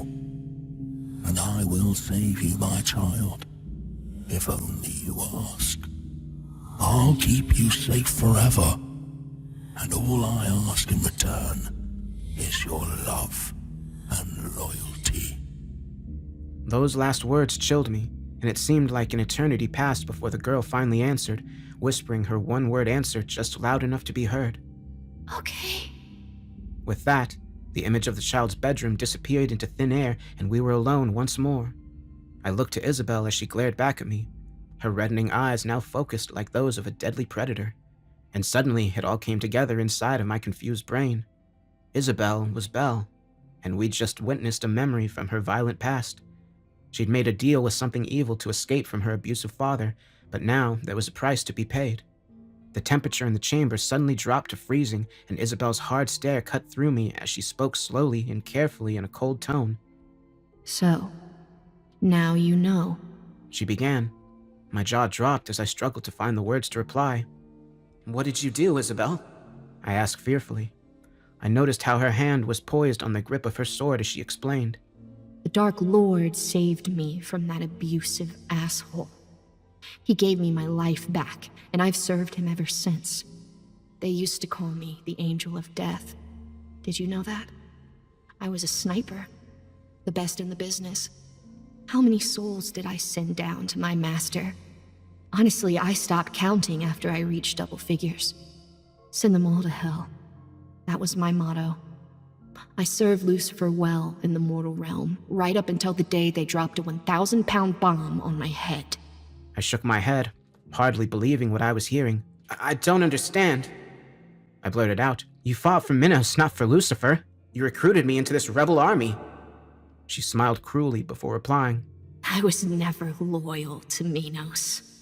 The Dark Lord sent me to infiltrate his forces and act as a spy within the traitor's army. I perform this task to the best of my abilities. But what I really excel at is sending fresh souls to the Ninth Circle. She paused momentarily before delivering the killer line. That's where you come in, Jacob. I noticed how she started walking slowly towards me with her blade drawn. Sensing the threat, I started to back off whilst reaching for my own weapon. Why? I asked in confusion. Why me? She shrugged her shoulders whilst continuing her menacing approach. Don't ask me. I'm just following orders. Lucifer wants you, Jacob. I guess he sees potential in you. But take my advice. Don't resist. This will all go a lot easier if you just let it happen. She smiled thinly, her eyes gradually changing color to blood red as she raised her sword to attack, but my heart was filled with defiance. Isabel had betrayed me, but I had no intention of going down without a fight, nor would I ever willingly serve the devil. I was still suffering from the snake's venom, and so was in a weakened state, but nevertheless, a surge of adrenaline pumped through my corrupted veins as I launched a preemptive strike, thrashing out with my blade in an attempt to slice Isabel in two. She parried my blade, but this didn't deter me. Using my last reserves of strength, I struck again, this time slicing Isabel deep across her chest. but to my horror, she hardly seemed to notice the wound. Instead, my opponent merely laughed sadistically, her red eyes burning bright as she launched a retaliatory attack. Deftly and precisely using her sword to test my defenses, I managed to block her first few attacks, but then she went low and cut my thigh. I screamed in pain and stumbled backwards. Isabel laughed again and she went in for the kill. I was weak and in a lot of pain, and I realized I wouldn't last much longer. But strangely, at this moment, the cryptic advice of the warlock came back to me. Trust no one. Corruption comes from the heart. Destroy the source. Isabel clearly no longer considered me a threat as she raised her sword and prepared to cut my head off. I knew I only had one chance, and so took a deep breath and made my move, thrusting my blade deep into Isabel's exposed chest. By luck or skill, I struck the right spot, the force of my thrust penetrating her ribcage and plunging straight into her heart. Isabel didn't seem to acknowledge the injury at first, as she looked down at her wound in confusion. But suddenly, she cried out blue murder, the red in her eyes fading as her body literally fell apart and dissolved into ashes in front of my very eyes. I stood in shock for a moment, hardly able to believe what I'd just witnessed. I reckoned Isabel was now with her master in whatever hellscape he called home. The devil would surely punish my former companion for her failure to capture my soul, but this wasn't my problem. I did wonder whether everything she told me was a lie. Perhaps there was no way out of the tower, and I would never escape this vile place. Nevertheless, I had to try, even if there was only the slimmest chance of freedom. I was a wreck by this point, my legs sliced open and the serpent's poison still spreading through my system, but I wouldn't give up. Finding reserves that I never knew I had as I limped through the chamber, opened the next door, and practically crawled up another staircase to reach the final room where I would be forced to face my personal demons head-on. As I pushed through the heavy door, I stumbled into a chamber straight out of my nightmares. Before me was a fierce inferno, a house burning against a dark horizon, with bodies strewn across a grassy field as bloodthirsty killers whooped and fired their rifles into the air in the foreground. I physically shook as I slowly walked forward across the wet grass which had inexplicably appeared underneath my feet, and felt the heat from the flames against my skin. There were tears rolling down my cheeks as I walked in a daze towards the inferno, and an immense guilt ate away at me. Because, you see, I'd been here before, back during my mortal existence and the seemingly endless war I'd fought in. The soldiers celebrating this vile atrocity were my former comrades. Soldiers turned crazed killers, dancing in the heat of the fire they'd lit, and there was worse to come. I already knew what to expect, but the horrific scene I was forced to relive almost broke me. On the wet grass were 4 fresh bodies laying outside the burning house, each one showing signs of multiple stab and bullet wounds as their innocent blood seeped into the dark soil. The children were the hardest to see, a boy and girl, both under the age of 10. I assumed they were brother and sister, once full of life and hope, but now lying dead in the dirt, their lifeless eyes staring up at the stars above. Their mother lay beside them, her dress ripped and body exposed. Her mouth was frozen in a horrifying death scream, and I knew she'd seen her children butchered before they finished her off. The last body was that of a white-haired elderly woman, all clad in black. Presumably, she was the children's grandmother, and she'd been shot through the heart. The final look on her wrinkled face was one of pained resignation. I turned away from the bodies in shame, looking with disgust upon my platoon mates who'd committed these murders and now celebrated their wickedness without remorse. I realized then why the tower was showing me this horror from my past. This atrocity was pure evil carried out by the hands of mortal men, and not even the deepest depths of hell could match what we'd done to one another on Earth. I froze where I stood, my emotions overwhelming me as I sobbed uncontrollably and wished the ground would swallow me up. In a way, this is what happened. As the horrifying scene disappeared in front of my eyes, the burning house vanished and the cheering soldiers were pulled into the darkness, and all that was left there were 4 bodies. Except they were no longer the empty vessels of innocent souls. I could only watch in stunned horror as the dead rose, all 4 transformed into something vile and hateful, hissing zombies with ravenous eyes and gaping mouths. They advanced upon me with their bare hands extended like claws, apparently intent on gaining bloody revenge. For a moment, I considered letting them. After all I'd done, I surely deserved this, but no, I wouldn't give in to the tricks of the tower. I had to keep fighting. At this point, I could barely stand, let alone walk, as the pain from my injuries was nearly overwhelming, but somehow I summoned the strength to go on, limping towards the steel door at the far side of the chamber. I could hear the vengeful ghouls behind me, rambling along slowly but making good progress as they snarled and hissed in spiteful anticipation. I didn't turn around as I shuffled across the cold metal floor, my whole body aching with every movement. I got within 10 yards of the door before I collapsed in exhaustion. No longer able to walk, and so reduced to crawling. The zombies were right on top of me now, grasping and clawing at my dragging legs as I desperately tried to kick them off. I felt helpless as they began to drag me backwards, and I was sure I was done for, but to my immense surprise, the attack ended as abruptly as it had begun. I turned my head in astonishment, only to see the murdered family standing and watching me. They suddenly ended their murderous assault upon me, and their dead eyes were no longer filled with hate. Instead, I saw a deep sadness in the women and children as they looked down upon me. It was almost as if they pitied me. All I could do was make a wholly inadequate apology, mouthing, "I'm so sorry." With that, I turned my back on the victims and continued my slow retreat, finally reaching the door and pushing my way through to the other side. I stumbled in surprise, only just stopping myself from falling over the edge. Amazingly, I'd made it to the summit of the Iron Tower, surviving against all odds. I suppose I should have been relieved to escape the dark and seemingly endless staircase and hellish chambers, but the world I emerged into was hardly an improvement. Instead of sunshine, I was faced with a blood-red sky, and the air was anything but fresh, as my nostrils were filled with the foul stench of death, decay, and burning flesh. My weary eyes slowly scanned downwards as I heard the distant cries and clashes of far-off battles. Several hundred feet below me was the doomed city of Dis. Hell's capital was seemingly infinite, as all I could see in every direction was crumbling buildings and military fortifications. There must have been hundreds of fires burning across the hellscape, and the city streets were full of broken and torn bodies. But most chilling of all were the huge, towering demons who stalked the streets. 60-foot-tall giants whose roars filled the rancid air as they literally stomped on any lost soul still foolish enough to be caught out in the open. These wicked minotaurs were Satan's elite troops, the core of his vile army tasked with crushing Minos' rebellion. I had seen one when I arrived in Dis, but that demon was dispatched by a horde of bloodthirsty zombies fighting for the rebel army. But it seemed the tide had turned. Lucifer's foot soldiers now dominated the battlefield as dozens charged through the city, crushing and destroying everything in their path. I noticed how they were advancing toward a central point, which I realized was the pyramid-like structure where we'd been briefed before we were sent into battle. Satan's forces were surely gunning for Minos, and I reckoned his foolish rebellion would soon be over, but I didn't care about any of this. I was done.